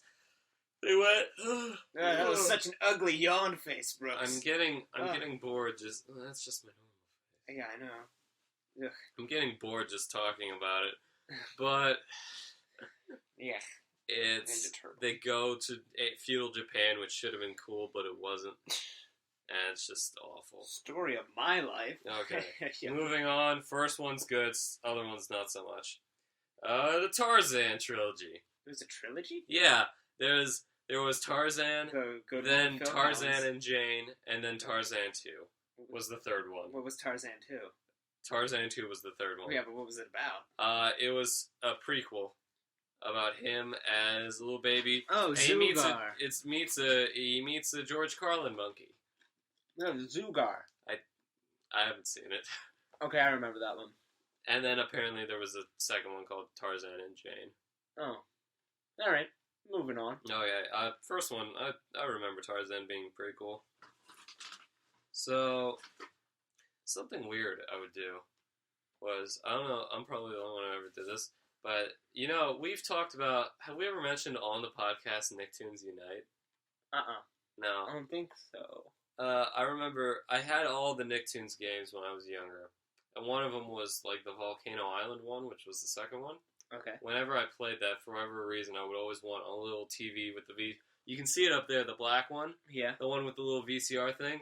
I always put that next to the TV, whatever TV I was playing the game on, and I would put on Tarzan because I liked the fact that the two were both like in a jungle and everything. I would watch the movie and play the game at the same time and feel like they were connected. Odd. I know, I'm weird. I don't know why I do that or why I did that. I don't do it anymore because I don't use any of my VCR stuff anymore. I don't own. What is wrong with you? I sold my Nicktoons games. Why? Look, GameStop is having all these little ruses. They're like, did you know that most people never play their old games? Yeah, like I used to think that, but from now on, like I've decided I keep all my old consoles and all my old games. Yeah, because why get rid of them? Yeah, just have them. Yeah. Yeah, man. Look, for the $50 Hoard them. Never. For the $50 I could get at most from GameStop if I gave them my console and 5 games or something like that. Mm-hmm. The $50 is totally worth the nostalgia I'll have in like 10 years when I feel like playing it again. Right. Oh, excuse me. Ugh, that was a horrible hiccup. Yeah, whenever I feel like just going back to an old game, on a weekend or something, I can just like, okay, I'll do that. You were right to take this bag of chips from me. Here, take it back. Oh my god. Have you ever considered that there may be reasons for what I do? Never. Okay. So is there a reason why you lose a lot in Smite? We already had our Smite. We already had our Smite conversation. Okay? I know we did. I know, but I'm just bitter. Okay. Okay, moving on. The Stuart Little trilogy. Have you seen that? I've seen the first 2 Stuart Littles. Yeah, so have I. Probably not very good. I don't remember anything about them. I remember there was a bird in the second one. That's it. Yeah, and then he wanted to fuck the bird. He wanted to fuck the bird.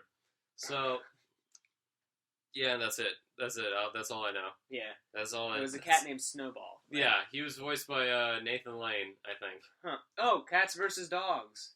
That was a movie. Well, and was it a trilogy? It was a trilogy. No. You're sure? There was I feel like there's only 2. I don't know. Here, go to the next one. I'll look it up. Okay, fine. The next one is the Mummy trilogy. I can actually talk about that for a bit. The first Mummy movie is really good. I think it still holds up. It's a fun action-adventure movie. It's nowhere near on the level of any of the fourth Indiana Jones movie, yeah. But it's definitely better than the fourth one. But it's not really on the level of any Indiana Jones movies. It's just, I don't know why, it just doesn't really reach that sort of level. But it's still like a great romp of a movie, fun.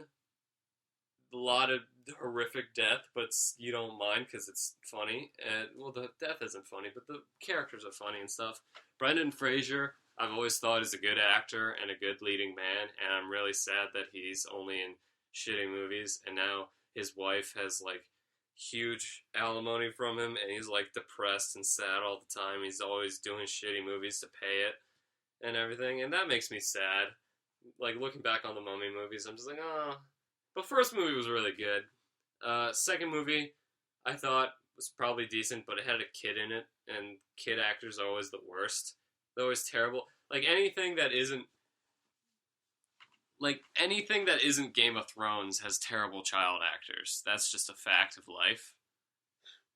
So looking at if there was going to be a trilogy, there's only a sequel, but the sequel, which was really bad, also had a DS game. And I'm looking up reviews for that now. You're completely going off the rails here. Yeah, the game isn't too hard and it's easy for kids. I like it. And there's just all positive reviews, which is worrying me. Were they obviously fake reviews by executives? They seem like it, but and there's the 3 and 1 star review. Bought this gift for 2 boys, 8 and 6 who love animals. They thought the title was pretty cool, but overall they said the game was bad. It's just, what kind of game do you have to be where there's the title was all right, I like that. Oh, hey, I like the title. Let's play the game completely based on No, that. I mean, not even that, after the game, they're just I like the title. The title was nice. Good times. I remember when we read them, we had such high hopes for the game. And then we played it, and we're like, oh, shit, man, the title is so much better than the actual gameplay.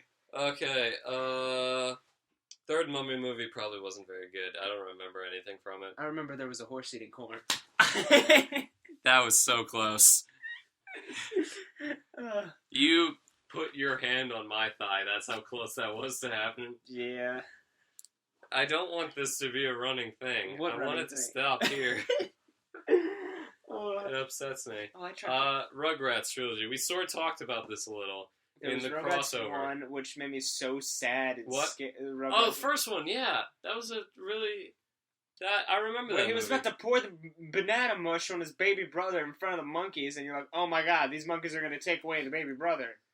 For a second, you thought the fucking dog died. Remember? Oh my god, yeah. And the wolf, and they're all in the woods. Yeah. Oh my god, it's been so long since I've seen that movie, but I remember it being great. Yeah. Anyway, second movie. In Paris, a lot worse. Yeah, except, again, you're like, oh, Chucky doesn't have a mom. That's super sad. Aww. And then there was the scene where Spike fell in love, and that was cool. The dog, Spike, yeah. And, with the poodle? Yeah. And then he got a sister. Yeah, and then he ran into the altar and shouted no, and his dad was like, well, my 3-year-old son, who doesn't know any words except no, just said no. I'm not marrying you. I'm marrying your secretary. Remember when it opened with that really weird Godfather parody? Like, when I was younger and I watched it, the thing was, I hadn't seen The Godfather, so I didn't know what they were referencing. I still haven't seen The Godfather. It's really good. You should watch it. I hadn't seen The Godfather at that point, so I didn't know what they were parodying. It was just like a weird thing to me. Yeah. And then looking back on it, it's even weirder because I have no idea why they did that. I'm just like, of all the things to open your movie about going to France and to this theme park with, you're opening with The Godfather? I guess they thought it'd be funny. Huh. I don't remember it being funny. Yeah. It probably was decently funny. I don't remember. Anyway. Okay, then the third one was Wild Thornberries with the Smell-O-Vision. We don't need to talk about that. We do not. So, next one. Okay, so looking at the time, I'm going to rush through them, but there's one that I want to talk about. At least get this out of the way in case we don't get to the other ones. The Jimmy Timmy Power Hour. Oh, God. The thing was, last night, it was really late. It was like 1 a.m. I'm just like, so I'm doing research for the different trilogies, and I see the Jimmy Timmy Power Hour on the list. I'm just like, should I watch this? Nah. But what I found was a sped-up version of the first one. The first one's like 48 minutes long, and I found a version on YouTube that was 13. It was the whole thing sped up to be 13 minutes. Huh. I watched half of that, and before giving up. I remember watching all 3 movies. So, yeah, I remember all 3 as well. And the thing is, looking back on it, it's weird because I couldn't find any information regarding why it exists. Like, why Fairly OddParents creators and Jimmy Neutron creators decide to come together and make it. Well, they were both popular shows. They're both popular shows, but SpongeBob's also a popular show on the same network owned by the same people, but you never saw a crossover between them. Yeah, they're both boys, though. It'd be easier to... So is the Danny Phantoms. Well, yeah, but his animation style, I guess, was too different, and they didn't feel like bringing him in. Danny Phantom wasn't as popular as the others. I wish it was. I wish there was so much more Danny Phantom. It's so much better. Danny Phantom was so awesome. Upon revisiting it, 2 things. One, I don't know exactly... Like, that was probably the reason they were just popular, but why those 2 shows, I don't know. Like, so vastly different. Yeah. And in watching it, I'm just like, so, I can get through this. I can get through this because I know that there's going to be Jimmy Neutron mixed in with Fairly OddParents, which is a pile of garbage. So, I'll be able to take it. Upon reflection, I realize these 3 movies... It seems very apparent that there was very little input from the Jimmy Neutron people and a lot more input from the Fairly OddParents people. Well, because it'd be easier to animate. These movies are garbage. Well, the thing is, it's not, I mean in the writing aspect, because there's equal parts. There's very much equal parts, the Jimmy Neutron animation and the Fairly OddParents animation. And it's so weird. Like, because they're TV movies structured, like, they're just a length of an hour each. They're not structured like actual movies. Because the first one just sort of happens and it doesn't introduce either Fairly OddParents or Jimmy Neutron because it assumes you know everything about them, which you would when watching it. But upon reflection, I'm just like, they just rushed right into this. There's a bunch of contrived BS in it. Yeah. And then the second one is, like, worse, and then the third one's, like, worse. And it's just, none of them are, like, there's no overarching thing with them. No. It's just a pile of garbage. Why did we watch so much garbage as a child? Why was this successful? Why did Jimmy Neutron and Danny Phantom get canceled, but Fairly Odd Parents is still going now? That is a great question. Why? Why isn't Jimmy Neutron still going? What was the last episode of that? That was like in 2006. I looked it up because of Jimmy Timmy Power. I think maybe the third Jimmy Timmy Power Hour might have happened after Jimmy Neutron ended. I don't know. Alright, we're looking this up. It's either after or the very last year that it existed. Alright, hold on. Yeah, we're both looking this up. Jimmy Neutron. Alright, episode list of Jimmy Neutron. Yeah, the first one, the Jimmy Timmy Power Hour 2 and 3 came out the same year that Jimmy Neutron ended, which was 2006. Aww. And then Danny Phantom. In the series finale, the kids start a news show, and Libby gets carried away with a gossip segment, revealing Jimmy and Cindy dating at the end. Jimmy kisses Cindy. No, this is the final appearance of Jimmy, Goddard, Carl, Sheen, Cindy, and Libby. Although Sheen will reappear in Planet Sheen. Yay. Have you seen Planet Sheen? I've seen some of it. It's awful. It is just awful. It is so bad. Oh my god. And then Danny Phantom, which is a better show than both of them combined. It's just like, God. I think the thing is, the guy who created Fairly Odd Parents, Danny Phantom, and whatever the dog show is, Butch Hartman, I feel like he's really great with dramatic stuff, but his comedy stuff is terrible. Because I've always thought that all of the comedy in Danny Phantom is awful, but it's helped by all the really fantastic action and drama. Oh, I thought the comedy in it was really fun. I feel like a lot of it's pretty good, but like later seasons, I didn't think it was maybe. I know the Danny Phantom ended with the ghost asteroid that was going to hit the Earth. Yeah, that was a great cool. finale. Yeah. Remember Ultimate Enemy? Ultimate Enemy? Yeah, when it was like Future Danny. Oh, that was cool. That was an awesome And it was movie. like, hey, check out this new move I just did. And then Danny's just like, yeah! It's like, oh shit, you know the ghostly whale. And I was like, this is awesome. It's just like, and they all like die, and then like Danny died. Oh my god, that movie is so good. Why couldn't the Jimmy Timmy Power Hour been like that? Yeah. Okay. Anyway. So, okay, we're like getting up there in the length. Yeah, we're talking about this longer than I thought. Yeah, we gotta finish this. Okay, so let's get through this. RoboCop trilogy. First one good, second, third one really bad. Alright. Okay, have you seen any of them? No. Okay. Predator. First one's good. You saw that. Yeah, I said, why you got a fat pussy? Why you got a fat pussy? Why'd you say it twice? I didn't. Ha ha ha, that's the guy's Get it, because it was the... It was the echo. Yeah. Yeah. You really like that, the fact that you just didn't respond to those jokes. Yeah, it was just bad. Good movie. Yeah. But good. Second one, not very good. Third one, Predators, I thought was really good. Okay. Poltergeist, haven't seen any of them. Neither have I. Good. Open Season. We're not talking about it. I saw the first one, that was fun. Saw the second one, was like, well, I'm glad I didn't pay money for this. Saw some of the third one and was like, what the hell? It's a DVD release. Why did we get this on Redbox? We could have gotten something better. We could have gotten literally any other movie. And I would have been fine with it. Oceans, the Oceans trilogy. Oceans 11 is really good. Never seen it. Oceans 13, it's good. Okay. Oceans 13 is also really good. Oceans 12 is a pile of garbage. Okay. Okay, that's all you need to know about that. Night at the Museum trilogy. The third one's Robin Williams' last movie. Alright. That makes me sad. Yeah. Alright, first one was pretty fun. I liked it. Second one just seemed like it was milking a dead franchise.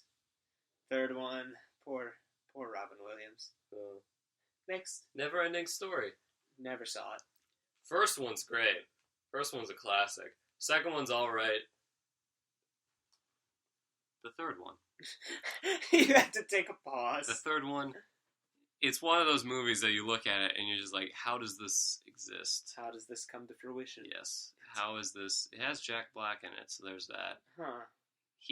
Jack Black is in it, and it seems to be the only one fully aware of what movie he's in, and he just enjoys himself. Really? It's good. He's a school bully, despite obviously being like 30.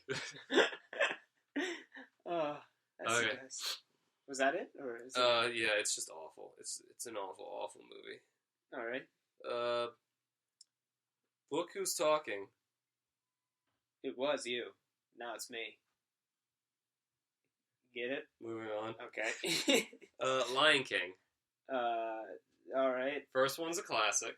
Classic, good. Everyone loves it. Second, do you love it? There was Lion King 1, Lion King 1.5, Lion King 2. Yeah, that's a trilogy. And then I thought there was a Lion King 3. No, there isn't. All right, good. I like Lion King 1.5 because it was something that my parents would put on to shut me up when I was younger. I think it's funny, but it kind of... I don't... Like... This... I think this is just something about over-explaining mythology. Like, you know how a movie will have things happen in it and backstory to it and such? Yeah. I feel like when movie series go too long, they'll often over-explain the mythology and try to interconnect everything, which I don't like.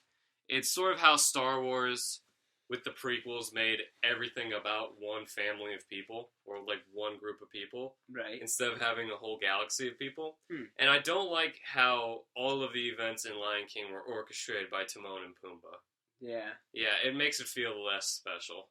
Yeah, but hey, you know, but like, it was just still a bunch funny. of coincidences. It's still like a funny side thing. You can still enjoy Lion King, like, and everything. Lion King 2, all right. I remember seeing it when I was younger. They killed Andy Dick, which is always good. Yeah. So. All right. And how many more we got? Because we got to wrap this up soon. Only a few. Little Mermaid. And moving on. Jungle Book. I didn't know they made that many. I only remember the first one. There was one, and then there was another one, then there was Jungle Book 2. Oh, okay. Yeah, it did a Tarzan. It did a Tarzan where the third one's the second one. God dang it. Alright. What's next? Honey, I Shrunk the Kids? I remember seeing Honey, I Shrunk the Kids. Have you seen Honey, I Blew Up the Kid? No, which is different from Honey, I Blew Up the Kids. Then Honey, We Shrunk Ourselves, which was the third one. Really? I remember. All I've seen were trailers on it. Like, whenever I would put in, like, a VHS tape of, like, a Disney movie and see, like, a weird trailer for that, I'm just like, oh, that's weird. You would think after the first time you would destroy the machine. But, hey. Okay, From Dusk Till Dawn trilogy. Never seen it. First one's good. I didn't know the second and third one existed. Oh. There's a TV series of it now. Probably for the best that you haven't seen them. Okay. High School Musical trilogy? Alright, we're all in this together. Let's go. You gotta get your head in the game, Zach. We gotta finish this before the time runs out. Yeah. We got bops at the top. Do you remember... We can make references to all the different songs in the first one like that. Do you remember any songs from the second or third one? I honestly don't. I remember... It's a weird thing. Hold on, you got the DVD over here. Let's see. Yeah. So, this is a perfect time for me to talk about something that's in trilogies, which is odd. A trilogy will either do one of three things, which is funny coincidence. One, it's like Lord of the Rings was intended as one story, and the three movies are clearly connected and are meant to be an overarching plot. The other option is each film is sort of its own thing, and it's very loosely connected and can barely be called a trilogy. And the third thing is the weird in-between, where you'll have the first movie, and then a second movie completely unrelated to it, and then a third movie trying to tie it back in. Yeah. Or, like, the second movie is closely related, and the third movie is just something else entirely. So, High School Musical 1, they don't even make the musical. They audition for the musical. Right. And then High School Musical 2, they go to a pool, Yep. Let me just stop And you then right High School there. Musical 3, they graduate. Yeah. Let's see. What is the arc? What is the overarching story of High School Musical? We got a song. We got songs. We got Okay. work this out. Don't know it. You are the music in me. Every day, bet on it, and of course the classic Huma Huma Kuna Kuna Kuna Papa. I wish I was making that up. I wish you were too. The guy who directed the High School Musical movies directed Newsies as well, and he recently directed something which I saw. I didn't see the movie itself, but I saw advertisements of it. Huh. Disney Channel original movie called The Descendants. Okay. The children of Maleficent, Yeah. Cruella de Vil, and the other two gotta infiltrate like a high school or something. I don't know. Something I feel like that could actually, if somebody did it right. I feel like if it was in a self-aware sort of thing, sort of like Fables, which the game The Wolf Among Us is based on, something like that, handling a concept like the children of these villains interacting with the children of the heroes and everything. I feel like given somebody who actually gave a shit, that could be interesting. Handled by someone who actually cared. Right. Okay, moving on. Fairly Odd Parents live-action movies. We're not talking about those ever. No? Ever. No, those were just embarrassing for Drake Bell and everybody else involved. The Drake and Josh trilogy, speaking of which. What was the trilogy, Drake and Josh? Hang on, let me look it up. In the meantime, you can talk about the next one, which is the Narnia trilogy. Okay, I saw the first one, and I was like, oh, that's cool, Turkish Delights. And then I had him, and I was like, he sold out his friends for that? It ain't worth it. It ain't worth it at all, my gosh. Then I saw some of the second one, fell asleep. Then I just never bothered with the third one, because I got bored. And that's all. That's it for the Narnia series. That's about my reaction to it as well. All right, and what's the next one? Dollars trilogy. It's really good. Never seen it. You should. It's good. It's fistful of dollars for a few dollars more, and the good, the bad, and the ugly. Oh, I've heard of Good, Bad, the Ugly. It's pretty fantastic. Mm-hmm. Drake and Josh trilogy. Number 1, Drake and Josh Go Hollywood. Yeah, I remember seeing that one. Number 2, Drake and Josh Really Big Shrimp. Okay, I remember that one too. That was a good one. That was Merry Christmas, Drake and Josh. That one was bad. That was the third one. Yep, that was the bad Third one. ones are always the bad ones, except for Army of Darkness. Yeah, that one just seemed so... Yeah, they have weird hair. Yeah. It's just... Yep. When we talk Dallas trilogy, I don't really want to talk about Gus Van Sant's Death trilogy. That's just depressing. I've only seen one of them too. What's it called? Gus Van Sant had a quote-unquote Death trilogy. Okay. The first one, they're all based on semi-based on true stories. Mm-hmm. First one was called Jerry, which, if I tell you that is a movie, of an hour and a half of two guys walking in a desert, what do you think I mean by that? It's 2 hours of dudes walking in a desert, but with a bunch of flashbacks and stuff. Well, you'd be wrong about one half of that. Is it literally just two guys walking in a desert? Yes. Talking? No. Just two guys in a desert walking? Yes. That's it? That is the movie. No character? They get stranded in the desert. They walk for an hour and a half, or 2 hours, I don't remember. And then one of them kills the other one. And then the movie ends. Is there any development? No. You can't be serious. I am completely serious. It's called Jerry. It has, I believe, Matt Damon and Casey Affleck. Are those the guys that are just walking? Yeah. They're both named Jerry. Okay. The second one I haven't seen was called Elephant, I think. It's about Columbine shooting and everything. I haven't seen that. And then the third one's about Kurt Cobain dying, but not about Kurt Cobain dying. It's weird. I haven't seen them. Alright. Darkman trilogy, I've only seen one. It was good. Liam Neeson. Yep. The Liam Neesons. Yep. The Cinderella trilogy? No. No. Riddick trilogy. Riddick? The Chronicles of Riddick? Yep. That was pretty cool. Vin Diesel. Have you seen the other ones? Mm-mm. I haven't seen any of them. Tell me about Chronicles of Riddick. He's awesome. He's a badass guy who can see in the dark With little goggles. Yeah, and he's just like, ooh, I'm Groot. Ugh. That's it. That's a direct quote from Chronicles of Riddick. I can't remember it well, but I just remember it's like one of those movies that come on like AMC or something like that, and you're like, I've got nowhere to be in a couple hours. I'll just watch this. And then my dad comes in the room too. He's like, "What you watch?" I was like, "Chronicles of Riddick."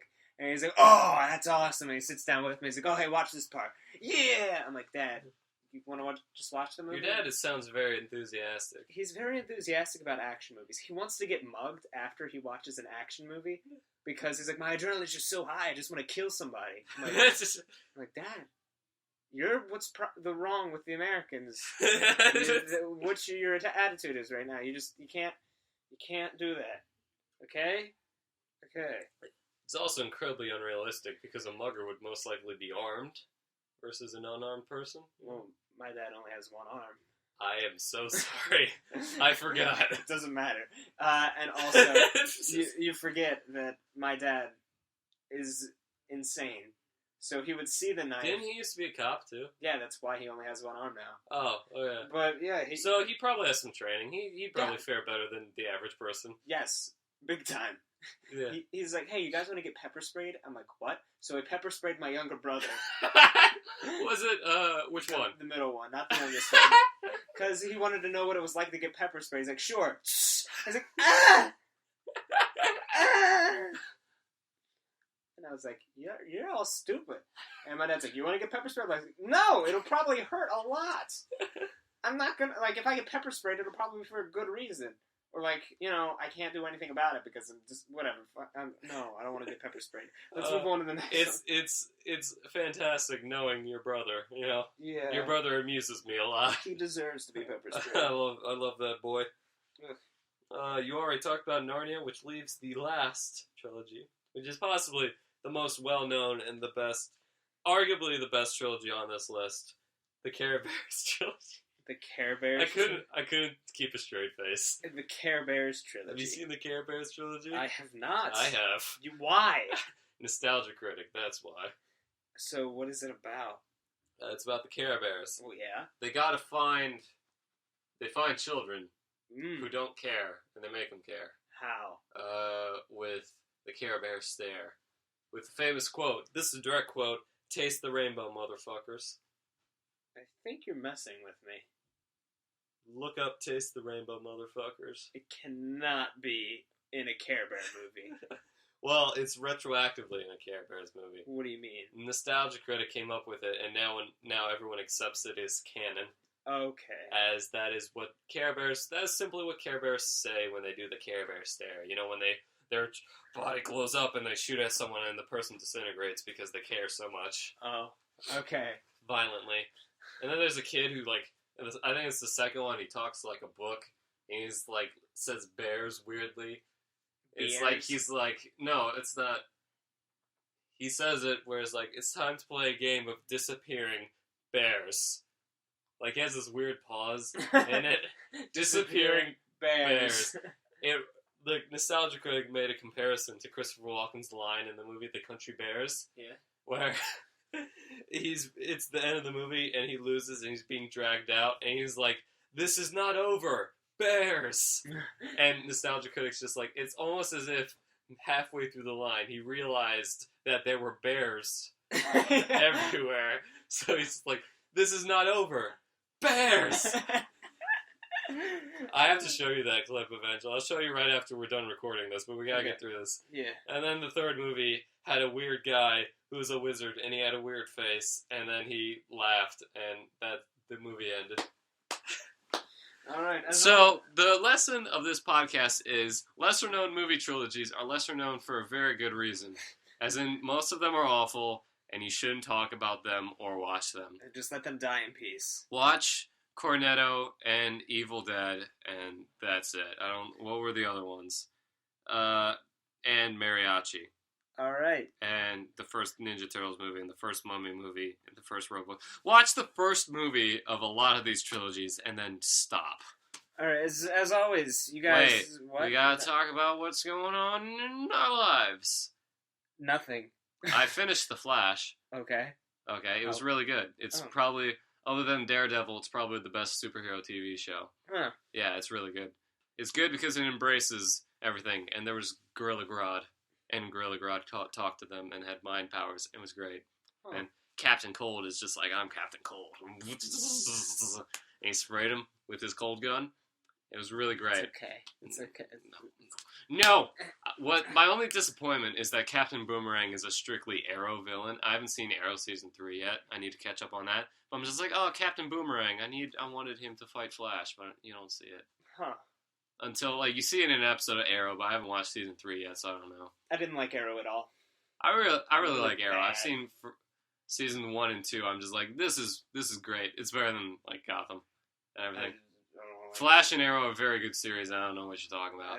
I don't know what you're talking about. I mean, well, okay. They're not Good like... thing I always carry, like, this screwdriver in my pocket, being a very wealthy rich boy about to scale this building. This is not with my Doctor bare Who. What are you hands. talking about? There was a scene where he either had, like, a hammer or a screwdriver or something that people... Because he's a fucking vigilante. He's prepared for these No, things. he was as Oliver. He wasn't a vigilante. He was just himself. Well, I haven't seen Casually. Season 3 yet. It was Season 1! Was it? Yeah! I don't... He just looks at this building and goes...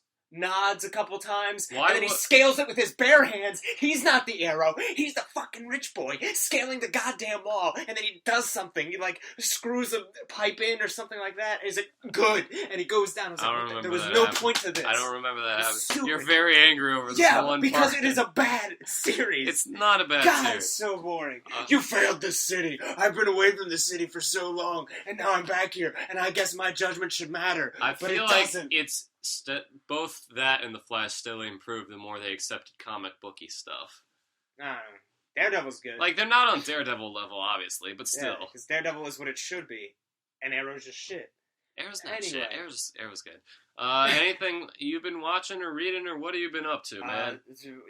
I've just been constantly staring at the ceiling when I try to sleep, thinking, All is seriousness. tonight the night? There's all seriousness, seriously. What? Yeah, I'm being serious. I'm being super serious right now. Anything you've been following? No, I've just been getting ready for school, man. That's You haven't starting been up. watching anything? No. I mean, I recently watched Birdman. Oh, want to talk about that for a bit? No. Look, we have this segment where we're supposed to... this is a pop culture thing. We're supposed to talk about the pop culture we're keeping up with. Birdman, as soon as I was about to watch it, I noticed it had like a 94%. And I was like, that probably means it's a mindfuck movie. Because all highly rated movies, for some reason, are just mindfuck ones. What about The Godfather? What about The Godfather? It doesn't have any mindfuck stuff in it. Yeah, but does it have a 90-something%? Yeah. Does it? Yeah. What is it? Hang on. Yeah, okay, it could be What 89. what website do you want me to use? I don't know, IMDb. I IMDb? judge that one a lot. Or Rotten Tomatoes. You shouldn't judge. You shouldn't follow either of those. Both of those are not good. Why? What's a good one, though, to you? I don't think there's really any good, like, aggregated review thing. What I have and what you should have is just a series of reviewers, maybe on YouTube or something, that are very close in opinion to you, that you should, like, trust. Be like, if these guys like it or don't like it, I'll probably not like it or like it. Okay. Because, the thing with Rotten Tomatoes is, it's either there's only two things. Either you give it a glowing, praising review for a movie, or it's either, like, amazing or shit. There's no in-between on Rotten Tomatoes. Oh. And same for Metacritic, and IMDb is often very biased by the people who go on it and rate it. Because I remember a lot of people, fans of Breaking Bad, there's nothing against Breaking Bad. Breaking Bad's a great series, but when season 5 came out, a lot of people were upvoting that on IMDb and then downvoting a lot of the other, like, considered the widely really great series, so that Breaking Bad would be put up there with the best. Oh, okay. And everything. So I don't really, like, I use them for a general thing, but I don't really trust them. Right. Yeah. Okay. So I'm like always very skeptical about those. But going on Rotten Tomatoes, and we go to okay, let's see. Let me just, oh my god, the mobile site. Oh my god. Well, anyway, even if it's not a mindfuck one, but it seems like all the mindfuck ones tend to be very highly reviewed. Like 2001: A Space Odyssey or whatever. Godfather has no mindfuck in it. It is at 99%. Well, hey, that's a good movie then. Yeah. Godfather Part 2, 97%. I haven't seen Godfather Part 3, 67%. Well, there's a slight drop there. There's a bit of a drop. Goodness. You not being too into movies don't know the disappointment that was Godfather Part 3. I guess it was pretty bad then? It's okay, but okay does not fit in the Godfather trilogy. Oh. Okay, so let's wrap this up. So, right. Any closing thoughts on Birdman? Did you like it? It was fun. I would watch it again, but only because the pretty girl kissed me. I think I know who you're talking about. Yeah. Okay. That's why I haven't been watching a lot of stuff. Ladies, man. Ladies, man. Not Ladies, you. Not either of us. No. Oh, God. I'm trying, though. I'm cooling my jets from trying, because I don't want to try, because last time I tried, it worked out well, and then it worked out really bad. Fudged it up. Then I fudged it up. And then I royally. ran over her foot. No, you ran over her foot, then it ended, then I fudged it up. Oh, okay. That was the order of things. I want to think that I was the catalyst. I don't think you were. I think there were signs. A coincidence. I think there were I think that it was probably going to go the way it did either way, but everything went awful after you ran over her foot. Like, everything was perfectly fine, and then things were worse afterwards, and then it ended, and then I fudged it up. And now I'm still sad. I'm sorry, Brooks. Thank you.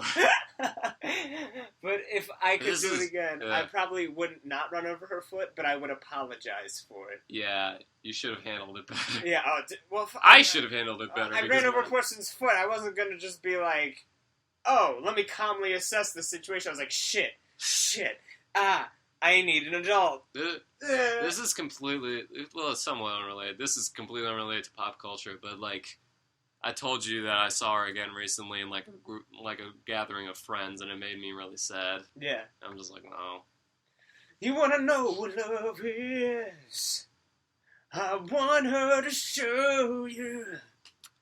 Thanks. I want you to feel what love is. All right. I'm gonna stick it up in your This palm. reminds me, okay, this is the last thing, because we're, like, for various reasons, we're going, like, very over time and everything, and we don't have a lot of time to make this. I gotta edit this tonight. So, but there's one last thing I want to bring up before you do your sign-off. Well, okay. You do the one last thing, like, I do the one last thing, and then we go through where they can find us, and then you do your sign-off. Go ahead. Alright, what's the last thing? It's just a random tweet that I found and, like, retweeted. It's someone, like, doing, like, a conversation with Welcome to the Jungle, like Guns N' Roses. So, welcome to the jungle. Thanks. We've got fun and games. Cool. You're in the jungle. We've established this. You're gonna die. Wait, what? Oh, I love it when songs do that. So you guys can find us on Twitter. Find us. You can just tweet at the Twitter we rarely use, which is the 100 Years Pod, which is the main official one for the podcast. Me at Brave Snuggles. Find Brooks at Squeezy McCheesy. Don't worry, it's not going to be in the description, so you won't know. It'll be in the podcast. Okay. I spelled it in the pod. Hey, how do you spell tsunami? Oh, probably an S-U, right? No, there's a silent T in there. Everyone knows that. Well, not it's like pterodactyl at this point. Pterodactyl? Or gnomes? Or knife? Alright. Okay, niggas. You can, if you want to, Pinterest, what's the Pinterest? At Brave Snuggles again. Yeah. You're probably listening to this on SoundCloud, but if you're not, if you're doing it through iTunes, then we have a SoundCloud that all this is hosted on. You can follow us there, to get, like, the stuff first. What else? You can contact us if you want. If you just want to say, hey, I like the show, or hey, I really don't like the show, please stop and kill yourselves. And trust me, I'm used to getting that a lot. Brooks and Zach, 100 years, at gmail.com. That one's in the description, because that's the hard one. So, shut up. If you're already in the description, just type the rest. Podcasts don't put that in the description. You would know if you listen to podcasts. But it's just there. Okay, do you want to do your sign-off or not? Just like how I've always done it. Thank you to our only listeners, Justin B., Janelle Lindley, Lee Howe. Like, when we get, like, if we ever get like more than 10, we're gonna stop listing them Yeah, off. but for until right now, then- these are most likely going to be the only ones we'll ever have. So we gotta treat them nice. Yeah, we'll just list different ones each time if Yeah. it gets over 10. All right, so I'm pretty sure all three of you guys remember what we do each time. All right, well, first we stretch our arms above our heads, and then we arch our back, because, we've been sitting at this computer for a while. We just got to get it going. We got to loosen up a bit, and then we just got to limp. We got a whole limp. Like, arch your back in that chair, looking up at the ceiling, staring past the ceiling into the sky, into the stars, wondering, I could be one of those someday. And then you look back down at your computer screen, and you look back down at the floor, and you hunch forward as if you're ready to take a power poo. And then you think, ooh, it's going to be a good day. Going to be the cream of the crop. Ooh, Macho Man Randy Savage. And then you think, I could go for some fake wrestling right now. And a brisket. Ooh, and a baguette. I'm thinking Arby's. All right, everybody. See you guys next time. Next year, when 100 years, Brooks and Zach, to have a good, enjoy your day. See ya. It's going to get worse before it gets better. Just...